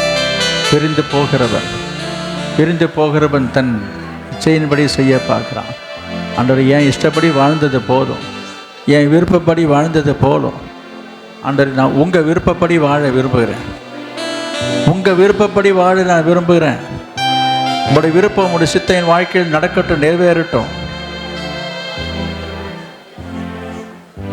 ஹல்லேலூயா.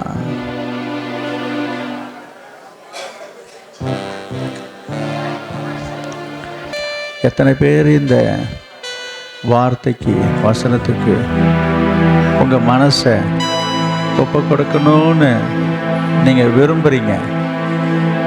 எத்தனை பேர் விரும்புகிறீங்க? பிரதர் அருண் பெரம்பலூர் அருண் முன்னால் ஜெபம் பண்ணுவார். Praise the Lord. Hallelujah, hallelujah. Praise the Lord. Hallelujah, hallelujah. உங்களை தாழ்த்தி உங்களை ஒப்பு கொடுங்க. கர்த்தர் உங்கள் வாழ்க்கையை மாற்றப் போகிறார். வரப்போகிற ஆண்டு அங்கே ஆசீர்வாதமாக இருக்கும்.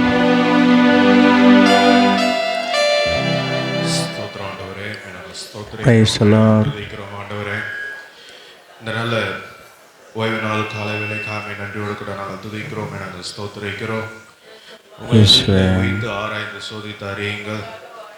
தன்னைத்தான் வெறுத்து தன் சிலுவை எடுத்துக்கொண்டு என்னை பின்பற்றாத எனக்கு சீசனாக இருக்க மாட்டான் என்று சொல்லி ஆண்டவரே, கத்த நாள் காலை வேளையில் எங்களோடு பேசின தயவுக்காக நாங்கள் துதிக்கிறோம். தேவரீர் சுயம் எங்களை எப்படியெல்லாம் சாகடிக்கிறது என்று சொல்லி கத்தரீர் எங்களுக்கு காண்பித்து கொடுத்த தயவுக்காக நாங்கள் நன்றி செலுத்துகிறோம். ஆண்டவரே, சுயத்தை வெறுக்க கிருபை தருவீராக. எங்களை நாங்களே வெறுக்க எங்களுக்கு கிருபை தருவீராக. மாத்திரமல்ல, எங்கள் சிலுவையை நாங்கள் எடுத்துக்கொண்டு உம்மை பின்பற்றும்படி எங்களுக்கு உம்முடைய கிருபை வெளிப்படும்படியாக நாங்கள் ஜெபிக்கிறோமே, நாங்கள் ஸ்தோத்திரிக்கிறோம் ஆண்டவரே. உம்முடைய கிருபை என்னாலும் எங்களை தேற்றுவதாக ஆண்டவரே. பாடுகளின் மத்தியிலே ஆண்டவரே, குழப்பங்களின் மத்தியிலே ஆண்டவரே, எல்லா போராட்டங்களின் மத்தியிலே ஆண்டவரே உம்மை மாத்திரம் நோக்கி பார்த்து ஆண்டவரே, அந்த ஆண்டவரே பரலோக ராஜ்யத்திற்கு வந்தடையத்தக்க ஒரு கிருபை எங்கள் மத்தியில வெளிப்படட்டும் ஆண்டவரே. எங்கள் ஒவ்வொருவர் மேலும் அந்த கிருபை வந்து தங்கும்படியாக நாங்கள் ஜெபிக்கிறோம் ஆண்டவரே. ஒவ்வொருவரையும் அது பலப்படுத்தட்டும் ஆண்டவரே.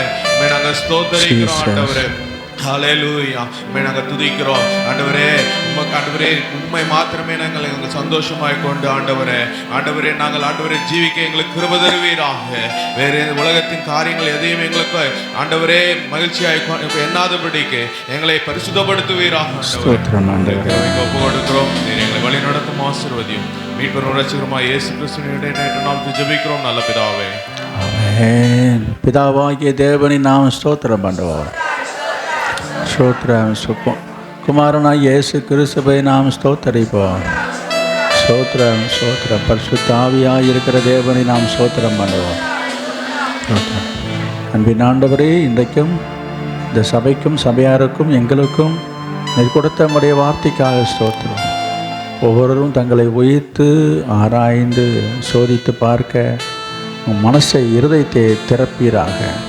தொடர்ந்து உங்கள் உள்ளத்தில் பேசுவீராக, கிருபை செய்வீராக, கிரியை செய்வீராக. அதுபோல் நீர் விரும்புகிறத போல வாழும்படி உதவி செய்வீராக. வாழ வழி செய்யுங்க, வழிகாட்டுங்க, வழி நடத்துங்க, கிருபை தாங்க. வரப்போகிற புதிய ஆண்டு உடைய பிள்ளைகளுக்கு ஆசீர்வாதமாக இருக்கட்டும் ஐயா. அவருடைய குடும்பத்துக்கு ஆசீர்வாதமாக இருக்கட்டும். அவருடைய பிள்ளைகளுக்கு ஆசீர்வாதமாக இருக்கட்டும்.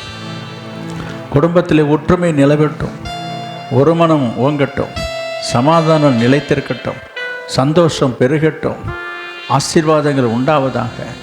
ஆண்டவரே உமக்கு ஸ்தோத்திரம். கிருபை செய்வீராக. இந்த வார்த்தையினுடைய வசனத்தினுடைய வாழ உதவி செய்யுங்கப்பா. ஆசீர்வதியும் ஆசீர்வதியும்.